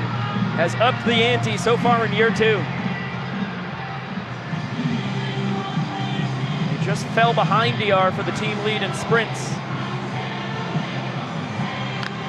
And that one grounded to Acuff, 360 behind the back. Transfer over to Swan in plenty of time. And a trick play puts a bow on a scoreless inning for Tellier. Excellent job holding serve. Acuff with another trick play in the ball game. 6 minutes and 23 seconds for Tellier. But the important aspect, he holds the Bananas scoreless. They're still up just 1 point. Let's get it down to the field to Sam Bauman. Hey, Biko, Josh, DR's getting off the base path, and he's right here with me. Hey, DR, for starters, you're the Georgia boy. What's it mean to be playing here in Truist Park? This is my dream come true. This is the pinnacle of stadiums that I wanted to play at. And so blessed to be able to do that today. Talk to me. You see your mom come up on the board before you go to bat. What's going through your mind? What does that mean to see your mom up there? I'm going to get on tour after the game because it's hard to hit with some teary eyes, but that's something special. Me and my family, we always shared the Braves as bonding. We always came up here to watch the Braves every year. And it just means something extra special, and this is awesome. Your mama said swing for the fences. You got that one in you? I tried, and I failed, so not anymore. DR Meadows, get to work. Biko, Josh, back to you guys. Well, DR got the hit that Selene asked for. Added a sprint to the ledger as well. He's 1 for 2, on base 2 out of 3 times. While swinging for the fences. I think Mama can be awful proud with that. Jesse Cole and company hurling some t-shirts. The Banana Land faithful, as Noah Fisher takes strike 1. Into the 6th inning we go. 2, 3, and 4 in the order for the Party Animals. Beefy part of their lineup. Fisher led off the 4th inning with a double off the right field wall. Part of a 2-run frame for the Animals. It's the only runs they've scored in the game, and thanks to the trick play missed from Hampton in center in the bottom half of the inning that allowed 2 runs to score with 2 outs. They do not have a point to show for it. This one out to right center. Jackson underneath it, tipping it up, and DR pulling it in the cap. Double trick play to kick off the 6th. That's how to execute a proper tip drill, double trick play. Ty communicating to DR you're going to get the tip, and then DR adding extra flair, opting to collect that one in the cap. If the player's catching on a tip into a bare hand, it will no longer count as a double trick play this year. Yeah, that's a change from last Sunday to tonight. Banana Ball continues to evolve. We try to up the ante, up the entertainment value.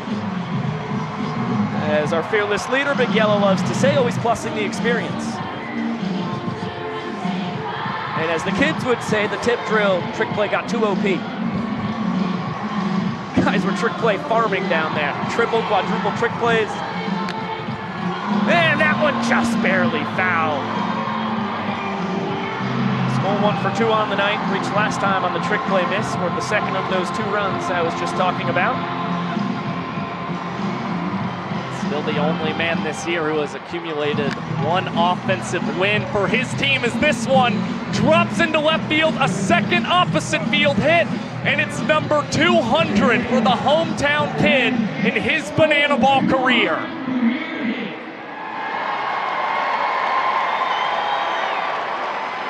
An achievement for Skull, and so special. He gets to do it here in his hometown. And now we got a specialty walk-up.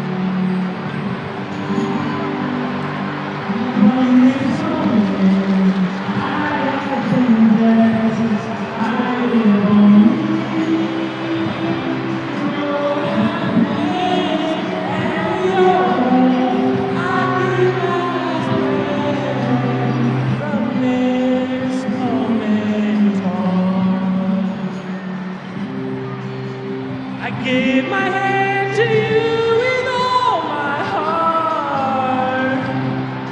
I can't wait to live my life with you. I can't wait to start. 'Cause you and I will never be apart. My dreams came true because of you.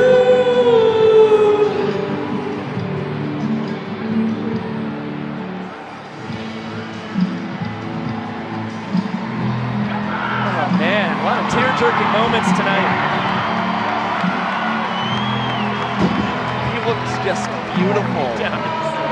Oh, what a great uniform. I love what he picked.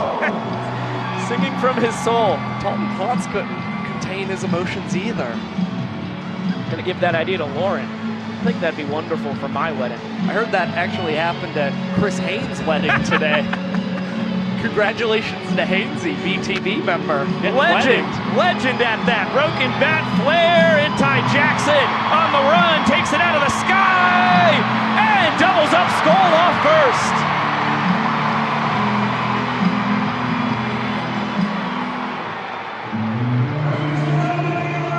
Just like that, Prime faces the minimum.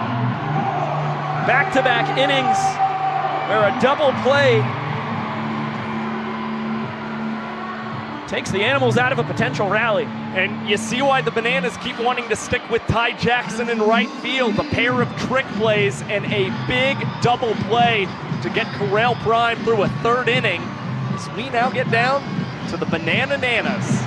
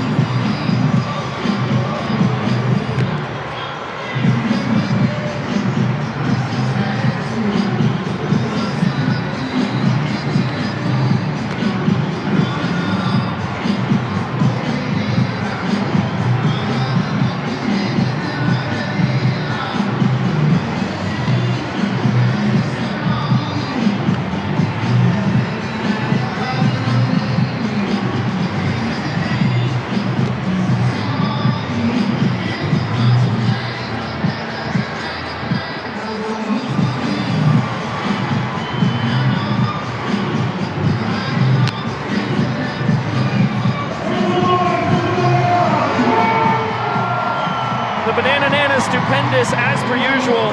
We've got Eric Jones Jr.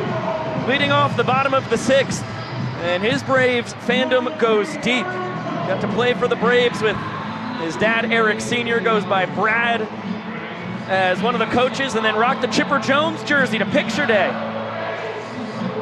Full circle moment here for the former Mariners and Twins minor leaguer.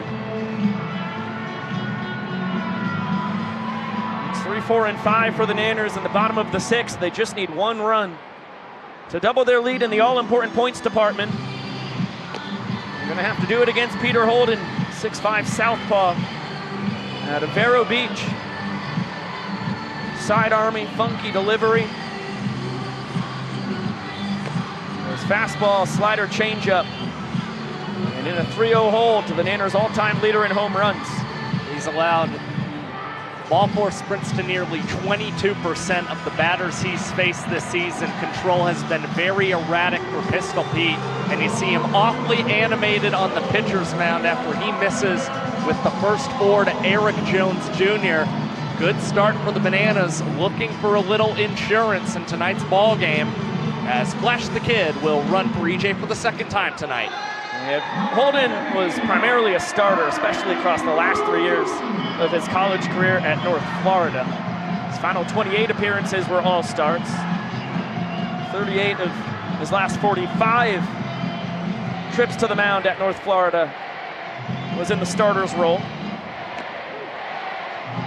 He was excellent out of the bullpen last year in 5 appearances for the Party Animals. Started to find his groove here in year 2. Jumps ahead of Robert Anthony Cruz. And we'll now check on Malachi Mitchell, who is pinch running for the second time tonight. Designated runner can pinch run one time every trip through the order. Both times Flash has taken over for EJ at first.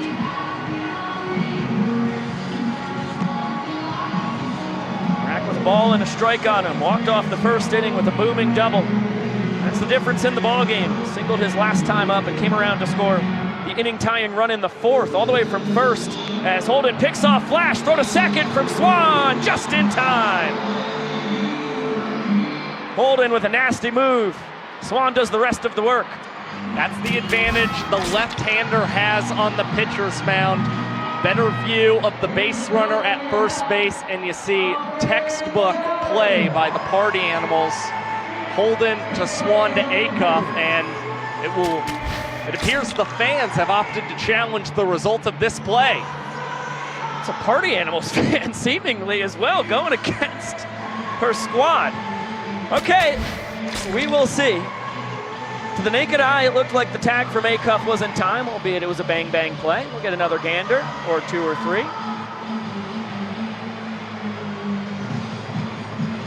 Oh boy. Second base umpire Andrew Gerard had the best view in the house, so it's got to be overwhelming evidence to overturn it. Can't even tell if Flash is actually touching the base until he got to the back corner. Also with Acuff blocking the play, you can't see when the tag hit him. I have a tough time believing that this angle will overturn the call. It won't. All right, here we go. Again, not sure if we have anything better, and the time flies. All right, we'll look from high home now. Excellent zoom. We've got 10 seconds left. Once again, no pressure. You guys are doing amazing work in the control room. I think the call stands here. Yeah, this is all we got. Stands. It's not enough. Call stands. Tough. It looks like Flash beat the throw, but you just can't tell when the tag was there or when Flash actually touched second base. After further review, the ruling on the field stands. Yeah, 50-50. The boos rain down.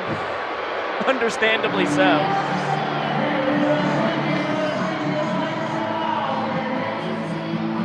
Live, it looked like the tag beat him. Then on the replay, it's like, oh man, he might have got in there, but might have got in there is a lot different than evidence to say that he definitely got in there ahead of the tag. Once again, you just couldn't see if he even got the front of that base, then he slid past it. There's a lot of moving parts. So the inning-winning run wiped off the bags thanks to the caught stealing. And now a 2-2 to Cruz. He's got the oomph to end it himself. Fouls off the curve. We get another 2-2. Oh, Jesse! That's the skills he honed at Wofford right there. Like a cat. It's a two-way player. The peak of his powers still. Swing and a miss. Gnarly changeup from Holden. Fired up to get his K. Second strikeout of the season for Peter Holden. And he did not allow the challenge to phase him one bit as he had to wait to get back into that battle with Robert Anthony Cruz. Did a great job of continuing to execute pitches around that strike zone. So now Ryan Cox bats, who's 0 for 2 tonight. Yeah, Coxley struck out looking his last time, only his second strikeout on the year. Both of them have been looking. They've come in the past 3 ball games. Slow tapper, gonna be a tough play. Holden gobbling it up. It was a lot easier than it seemed at first. Little glove flip to the bare hand. And thanks to the caught stealing, Holden faces the minimum. And taking out the time of that challenge, it's a 3-minute and 51-second inning for the left-hander. Another good one as of late for Pistol Pete. 6 innings in the books. Nano still lead 1-0. With that walk-off they earned in the first inning. Holding strong with 3 innings to go. And we salute all the service members, both past and present, here in Truist Park. Send that on to everybody watching at home as well. Thank you so much for your service. And we will get it on down to Drake Toll with Mike Vivacis. Mike, so far down 1-0. What does your team need to do to come back? We got to put some balls in play. We got to be productive on the bases, not make so many mistakes, and just banana ball it. Jake Skoll, 200th career hit, and doing it at the home of the Atlanta Braves. Cool. Huge moment for him. Super happy for him, especially being in his hometown and with family and friends here. So, man deserves it. Great ball player. you're one of the most humble, really appreciative guys in Banana Ball. Do you think you'll pinch hit yourself once again tonight? Tonight, possibly, but tomorrow, you got like a 95% chance. Guys, it's in the script. Vava. Much for the time. It is calm, cool, collected Vava as Austin Krasminski takes over on the mound for the Nanners. Special moment for Krem. Roswell, Georgia native, former minor leaguer out of the Angels and Cubs system, and trying to hold the door for the Nanners. Toeing the slab for the 12th time this season, owns a 2-1 record. Krem is leading this year's World Tour with a 3.48 earned run average. He has struck out 21.7% of the batters he's faced. And only thing for Krem is he's raised his average MPI in the month of March by almost a minute and a half. So hoping that he works a little quicker in this game back home for him. He's got 5, 6, and 7 in the lineup for the Party Animals due to swing it. Chase Acuff, Bryson Bloomer, Armando Becerra. Acuff 1 for 2 on the night. That one all the way back to the backstop, as he has to matrix his way out of the first offering from a smiling Krem. Chase says, hey, I know it's a special day for you, Krem. Can we calm it down a little? It's called the first pitch jitters. Krem just needs to get that out of his system. Look out, Chase. That was the second pitch jitters. He's getting closer to the zone. And oh my gosh. It's kind of a repeat of the second pitch jitters.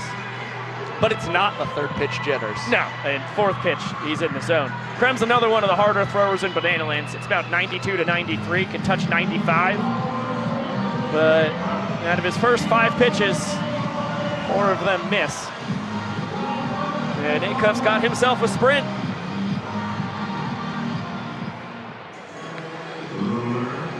Four straight innings now, the Party Animals have had at least one man aboard. Trying to turn it into runs, and they push those 2 across in the 4th that were equaled by the Nanners. In the 5th and 6th, both frames ended for the Party Animals with guys being doubled off of first. Faber on a liner in the 5th and Skoll on that flare in the 6th. That's what Vava was referencing when he says we need some better base running. That's what's awfully surprising. Not that it's double plays that the Party Animals grounded into. Right. But a liner, which could be then right here. A fly ball. There's a double bow! Just a force out at second. EJ trying to grab the trick play. Looked like he had it, snuck out of the mitt. And instead just a fielder's choice. Get another look. Hot shot, boy, that thing. A trick play for Olsen, no doubt about that. It's like an X-Game athlete going off the mound, using it like a ramp. That thing shot off it. Well, what felt really important was just the fact that Eric Jones Jr. was able to keep that right around him at the first base bag and keep Bryson Bloomer from taking second. However, he advances on a wild pitch from Krem, throwing here to run some ball home. Ronnie pinch hitting in the extra hitter spot for Becerra. 2-0 count now. With Bloomer off second, taken off for third. Throw from the knees. Leroy guns him down. A strike. And the tour leader in stolen bases wiped off the bases. Leroy has thrown out just 6.9% of base runners this season, but now he's able to see that percentage jump up a little higher as Krem is dialed in all of a sudden, is even the count at 2-2 against Bronny. Swing and a miss. Krasminski with the high heat. And fired up coming off the mound. Once again, 3 straight innings, a Party Animals base runner taken off the base paths. And another Bananas pitcher faces the minimum because of it. And the defense picks up Krem. Great play from Jackson Olsen, great stop from Eric Jones Jr., and you saw the great throw at third from Bill Leroy. Time for a Mr. Olympia competition as we go to the bottom of the 7th. Sleeves rolled up, we got Cooper here, 20 years old. Cooper, get your flex on. Oh my quad. Quick double bicep and some tricep. Cooper came prepared, well done. Adam, 37 years old, you are up. The hat comes down. Oh my God, look at him go. He's shaking like crazy. His face is red. Sir, are you supposed to be here? Well, they invited me, I think. What is your name? Kenny. Kenny, how old are you? What year is it? Well, I don't do math on weekends, so let's see, he's gonna do the math real quick. Well, you've got 41,000 people who want to see you flex what you got. Give it to them.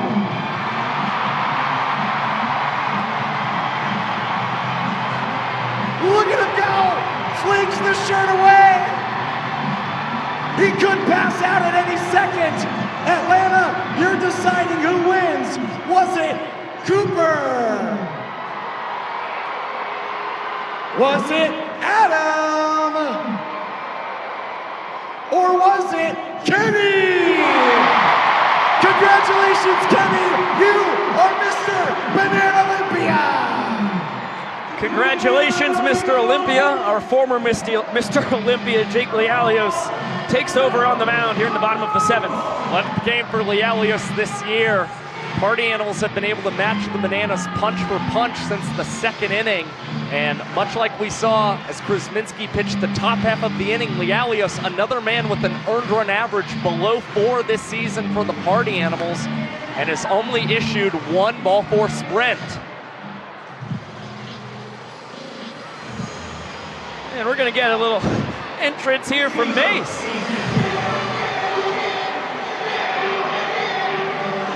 Some more Usher, because why not?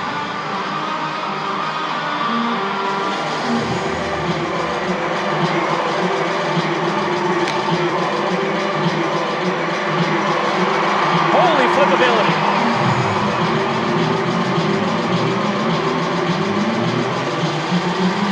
I think what Macio's doing is impressive. You should see what our cameraman Ian Schrift did to keep up with him. Holy gosh. Well, an electric entrance for the Bananas third base coach. Our game motors on. 2-2 count now on Leroy. Heater just misses from Lialios. Primarily a 4-pitch guy, throws a ton of fastballs. Works in a 12-6 curve, a changeup, and a cutter from time to time. And a chance for the fans. That one not caught. Snagged on a ricochet, though. Roy KJ and Hosley due to swing it. The Inners just need 1 run to double their lead in points.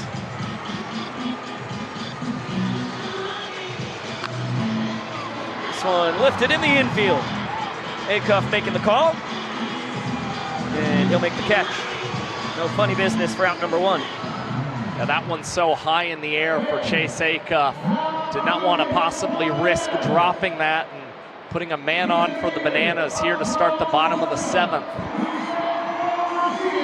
With your Atlanta Braves, this super utility star is best known for his multiple pinch hit walk-off homers that earned him the nickname Charlie Clutch. Fans, give it up for Charlie Culberson!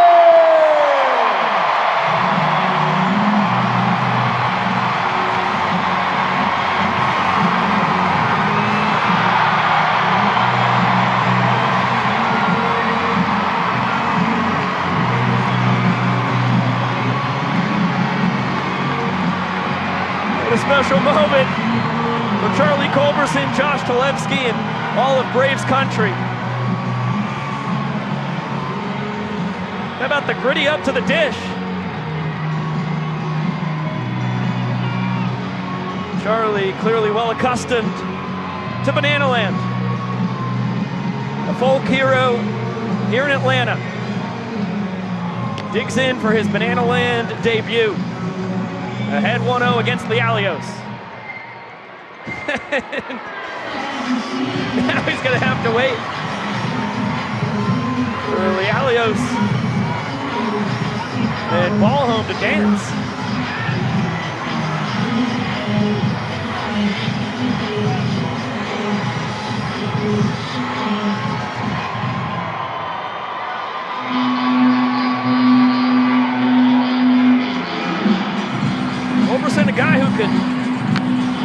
himself a walk-off in his first ever Banana Ball plate appearance. It wouldn't be surprising either. Guy whose playing days just ended and again was really good at batting in the late stages of ball games, and the Bananas could really use a little insurance. Behind 1-2. Actually notched a hit in his last career plate appearance for the Braves in 2023.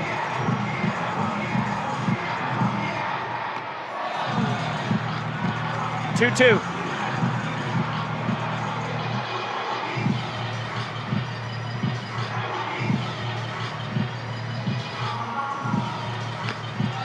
Count runs full, because of course it does.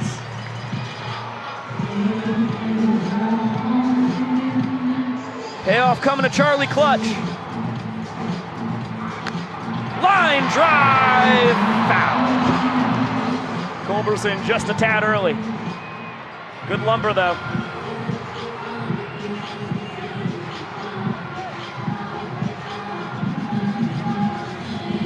Another payoff. That one lifted high to shallow left. Bloomer making the call. Acuff calls him off. And we'll tap it up. Bloomer pulling it home. Acuff gets the trick play. And Culberson showing off his athletic ability, ripping a back handspring after he pops out. What great battle from Charlie Clutch. 7 pitches against Jake Lialios. Also had to deal with the dance between Lialios and his battery mate Bronson Ballholm. And in the end, the Party Animals record out number 2 and a third trick play for Chase Acuff as you get one more look at that back handspring. Well, the Banana Ball Championship League starts next year. It certainly would be a thrill to have Culberson in. The resume, I think, gets him in without a tryout. Certainly got the acrobatics.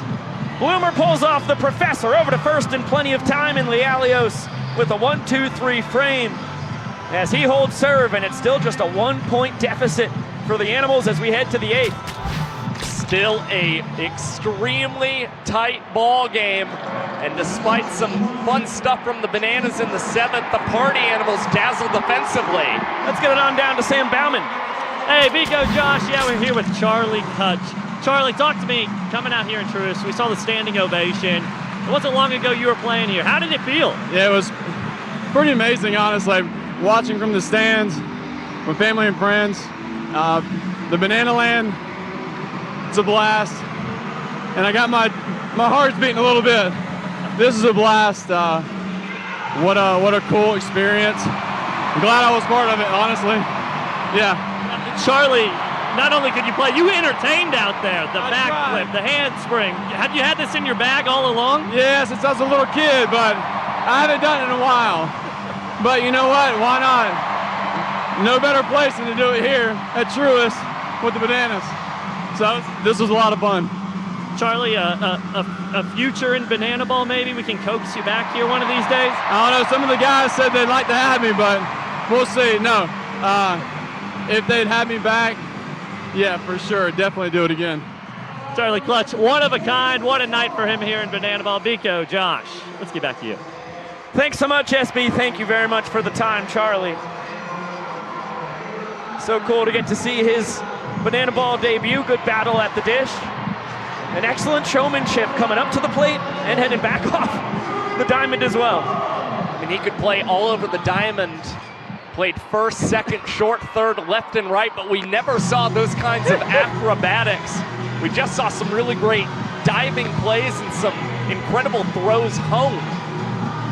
Bottom 3 in the order here for the Party Animals against Zach Phillips. And what an inside-out swing. Jason Swan muscles that thing to the right center field wall on a hop and scurries into second with a stand-up double. Excellent start to the 8th inning for the Animals. Well, since returning from a shoulder injury, Zach Phillips has allowed 7 earned runs in 3 appearances. Nonetheless, the Bananas are sticking with him as their 8th inning setup man and hoping that he will figure it out. Now he's got to contend with Dustin Baber coming up to the plate with his signature beer jug.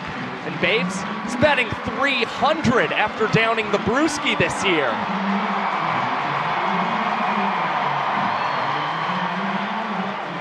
6 for 20 on the tour in these opportunities. Going up against the former Royals minor leaguer.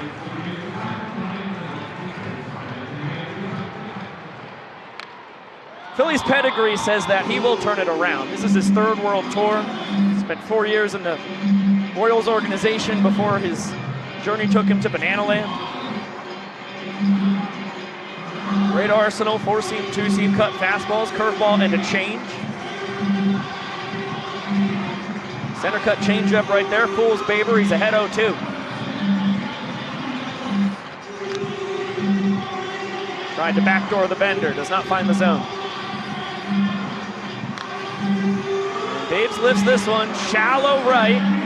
Swan's gonna fake a tag. Whoa! Trick play from Ty Jackson. Gutsy time to do it, his 3rd of the ball game. As soon as you touch the ball, the guy can start tagging up. So gave Swan a possible head start. Far too shallow for Jason to risk it. But it's a really wise trick play decision from Jackson, who opts to do nothing too special. Knows that he can secure both the tip and the out, and already having 1 outfield assist tonight, Jason Swan wasn't going to try and run on his arm. Looked like Farty down there trying to convert some Bananas fans to the Party Animals cause. Ball and a strike here on Tanner Thomas, who pops it up in the infield. KJ with an emphatic call. Is going to grab it behind the back. A trick play for out number 2. Well, we talked about Ty with the safe play in right field. KJ, that is a tricky play at third base, especially considering how high that ball was elevated in the sky. But no fear for the Banana Ball rookie, who is always trying to do something special when he's on the diamond. This one gets away from Leroy, but not far enough to advance Swanee, who's still not 100% recovering from a pulled hamstring. Back in the 8th game of the tour, down in JetBlue Park, spring home of the Red Sox. Kept him out a couple weekends. He's come back like gangbusters, just continues to hit the ball so well. And as Hampton sends it to the 3rd deck, but not caught by the fans. Reese gets to hit from the right side for the first time tonight. 0 for 3 from the left side. Laces this one, DR took a step in, now backpedaling and back flipping! 3 trick plays for the Nanners. And a scoreless 8th for Philly. 3 minutes and 9 seconds. 3 trick plays in the frame for the Bananas.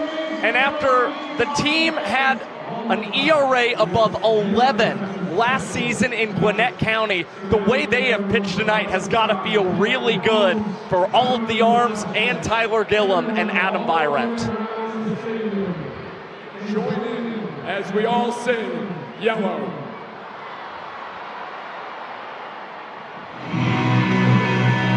A beautiful sight.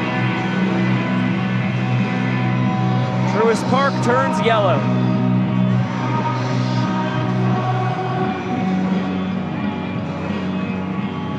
#229th Banana Ball game ever played. It is the first in the Big Peach. Over 41,000 fans on hand. We'll be back in action tomorrow afternoon, 3:30 p.m. Eastern for the first pitch.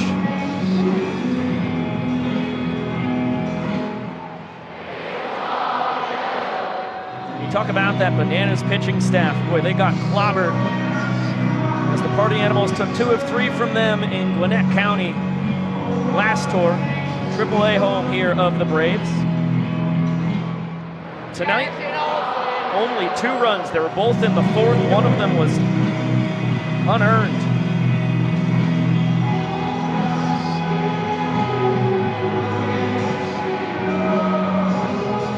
Scratch that, both were unearned. They have not allowed an earned run here tonight. Remarkable. And a full capacity Truist Park has to have you feeling good, Jess. We love you so much, Banana Nation. Now let's go, Bananas! That's a choked up Jesse Cole. Emotional tonight, and I know he'll be emotional once again as we set sail for Banana Land at Sea. Next February 9th through the 13th. It was such a special experience this past October. Going from Miami to Nassau. This time we'll be heading from Tampa to Cozumel, Mexico. And it's going to be, I would guess, I know you're a stats guy, 2 times as epic. That's what I'm willing to say. wager 3 times as epic. That's bold. Now, more statistics. We're already over 50% sold out for this year's cruise. But signing up for the pre-sale will give them the best opportunity for cabins that closes on April the 1st. And I know lots of people are going to be going with their friends. I'm actually going to be going with my good friend Vico Scala. That's right. See if they room us together. Last time I was with our EP, Von Trezak, which was special. I'm not complaining. I'll sign up for that again. I was with Chris Papasachi. Legendary. Your roommate in real life as well. At sea and on land. Yeah, we've conquered both now. We just got to get in the air. Just like Zach and Cody. Jackson Olsen leading off the bottom of the 8th. Fooled on the slider there for Brady Keiss, the pride of Milwaukee, Wisconsin. Here in his first full world tour. Gets that one in on the hands. Gonna be a tough play for Baber. Tries to barehand it. And the official scoring decision. Eileen Classic E3. I think that was maybe a play made on the barehand with just a sense of urgency with Olsen's hustle. Not necessarily something that Baber was trying to do from a trick play standpoint. We're calling an E4. Or E4. Excuse me. You're excused, no worries, man. To the 10 hole we go, Ty Jackson. As the inning-winning run on first. Because of the first error of the tour from Dustin Baber.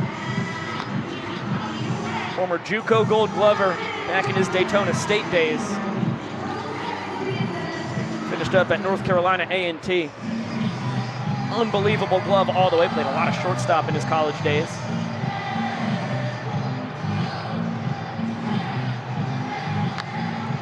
As Ty sends this one to shallow right. Skull calling off Babes.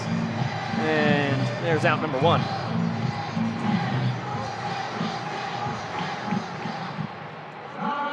Back to the top of the order we go, and the doctor, who singled and scored the inning-winning run back in the first. And that's the difference in this ball game. Led to the only point scored thus far. And liner past the dive of Baber into center. DR now 2 for 3 and on base for the 3rd time tonight. And Olsen got a late jump on that laser off the bat of Meadows, because he was concerned that one would possibly wind up in the glove of Dustin Baber. Instead, now a man in scoring position for Super Reese, who had 4 runs batted in his last game for the Savannah Bananas. Only the 2nd Banana in this young sports history to do it. The first was Bill Leroy the night before. What are the odds? Reese couldn't even let the record stand for 24 hours. I told him that today and he laughed about it. Tries to hold up, clearly goes around. 2 balls and a strike. Alexiadis has homered off Keiss this year. Now ahead 3-1, and this is where ball 4 wins the inning for the Bananas. Trying to add an insurance point before our final frame where every run counts as a point. There it is. Keiss can't find the zone. Gifts the Bananas their 2nd walk-off of the evening. And the boys in yellow will be up 2 going into our final frame. It's a walk-off sprint for Alexiadis. And now he has reached base safely in 19 of his first 21 games this year. As DR Meadows has something rather theatrical for us.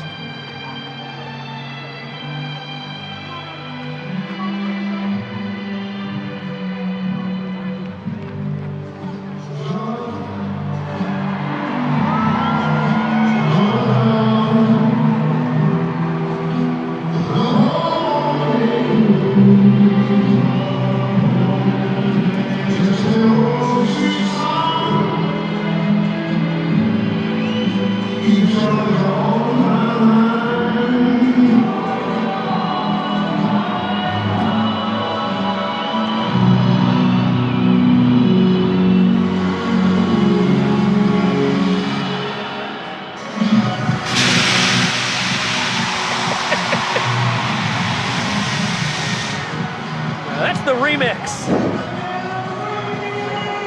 VR, the Vidalia, Georgia native, gets to belt out the Ray Charles and then dance his way back to the dugout and enters up.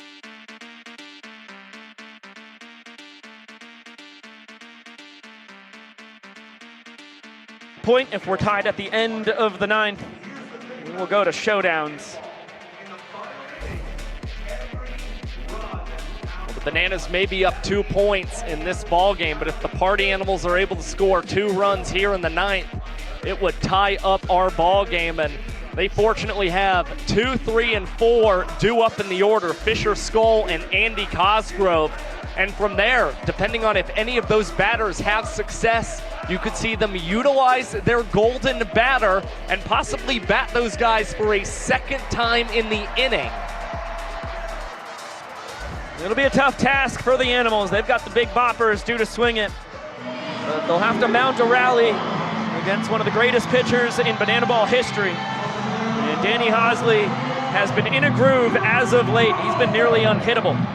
Has a 3-2 record this season, 3 saves in 6 opportunities, and he has tossed 6 scoreless innings in March while averaging 3 outs in 3 minutes and 25 seconds. Eerily similar to the numbers we saw him post in Major League Parks last season.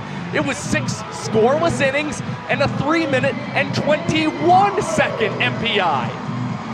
And he can in fact do it all. Started the game as Bananas' extra hitter. 3-pitch mix. The fastball in the low 90s. The 12-6 curveball is devastating.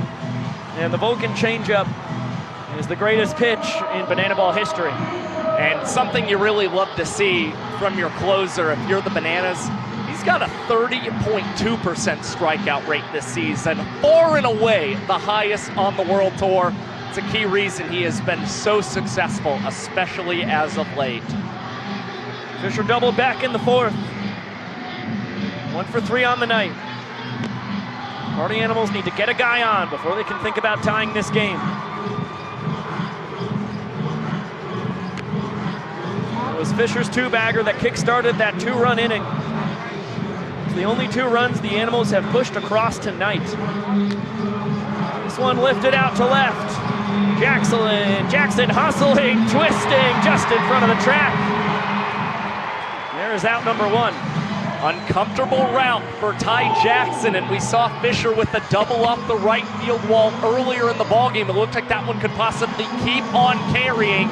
Instead, Jackson with a good beat on the ball at the end secures the out, and he's laughing it off. Ball had him in the first half.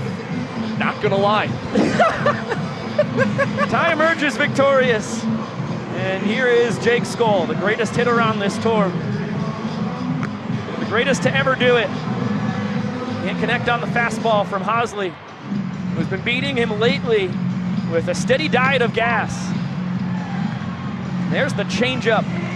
Quick 0-2 count.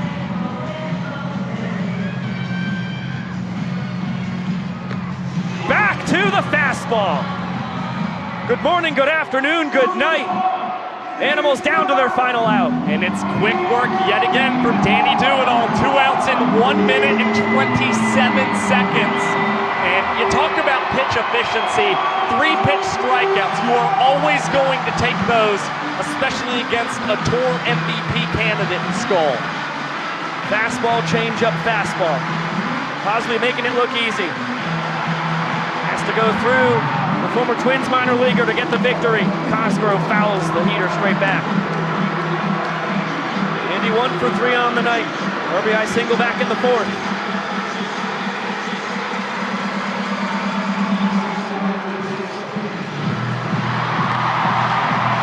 Fastball by him. Party Animals down to their final strike. Hosley's feeling it. The 0-2. Driven out to center, Meadows underneath it. He's got a backflip for the victory! A 1-2-3 ninth. And the Bananas blank the Party Animals 2-0 on night 1 in Truist. 39 trick plays on the year for DR Meadows, and it results in a win on night 1 in Truist Park. Utter domination for the Savannah Bananas, especially from a pitching standpoint. But you can't forget the 12 trick plays we saw behind the arms tonight, and DR with 2 excellent backflips. That one just happens to seal the game. Here ends the 8th and the 9th with the flipability.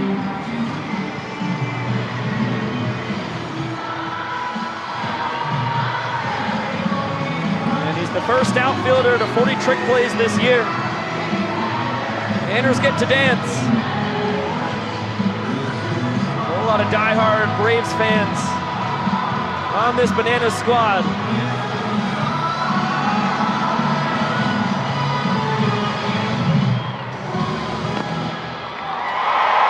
And they get to take part in the special victory celebration. Take another look at the backflip catch that put a bow on the shutout victory. Clean as could be.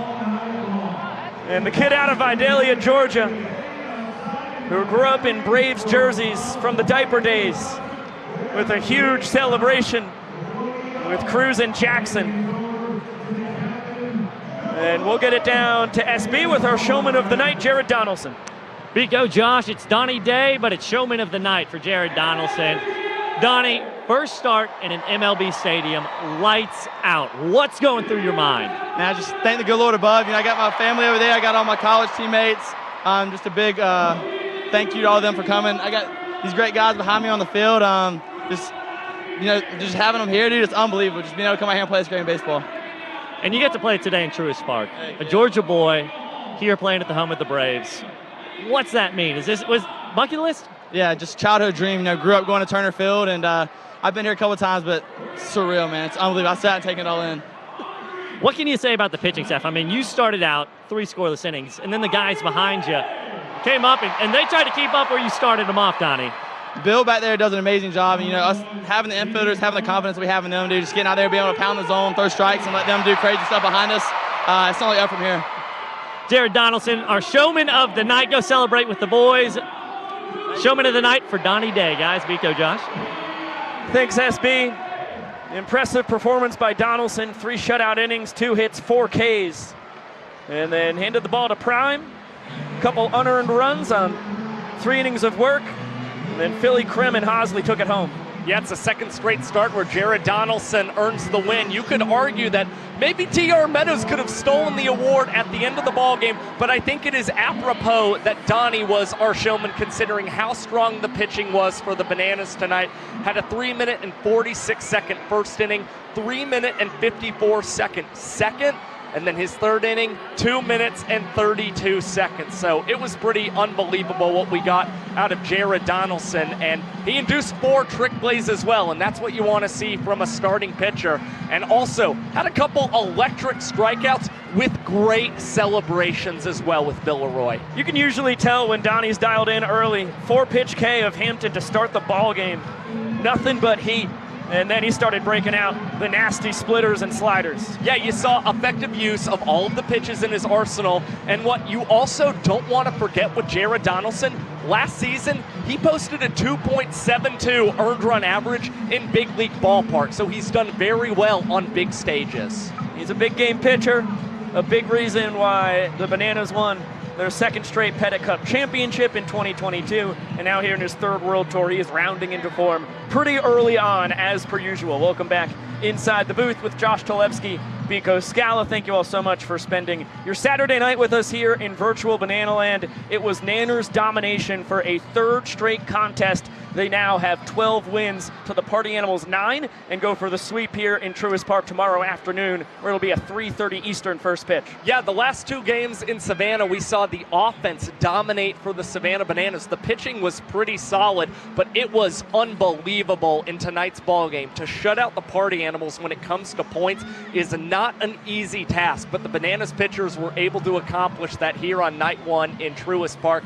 They'll try and keep that going tomorrow. And again, This team had a collective earned run average above 11 in 3 games in Gwinnett County last season. They struggled with control. They gave up a lot of extra base hits to the Party Animals. But tonight, they were utterly dominant, and they secured that victory yet again in 2025. Yeah, from an ERA north of 11 in a 3-game set last year here in Braves country to 0 earned runs across 9 innings here tonight. We'll see if they can repeat the performance. They will be sending Andy Archer, another pride of the Peach State, to the bump tomorrow afternoon. It'll be really fun to see what Andy can do on the start here tomorrow afternoon. Yeah, it'll be the first career start for Andy Archer when it comes to banana ball. I know it's something that he's pretty jazzed about. We'll likely see him go about the same distance we saw from Jared Donaldson. And again, he's had a really strong sophomore season. We saw more sophomores produce tonight in Robert Anthony Cruz and Reese Alexiadis. So he's hoping to build off of the performances we saw here in night 1. We'll see if the Nanners can stay red hot or if the Party Animals can stop the streak and pick up some more momentum of their own. A big thank you to our entire cast and crew here in Truist Park tonight. It was a wonderful performance by everybody here in BTV, led by our executive producer, Yvonne Trezak, and our director, Griffin Ellis, back in the control room in historic Grayson Stadium. Big thank you to Drake Toll and Sam Bauman down on the field, and Josh Talevsky up here in the booth with me. I'm Biko Scala saying so long for now. The Nanners take night 1 2-0 here in Truist Park. They go for the sweep tomorrow afternoon. We will see you then, and of course we will see you later!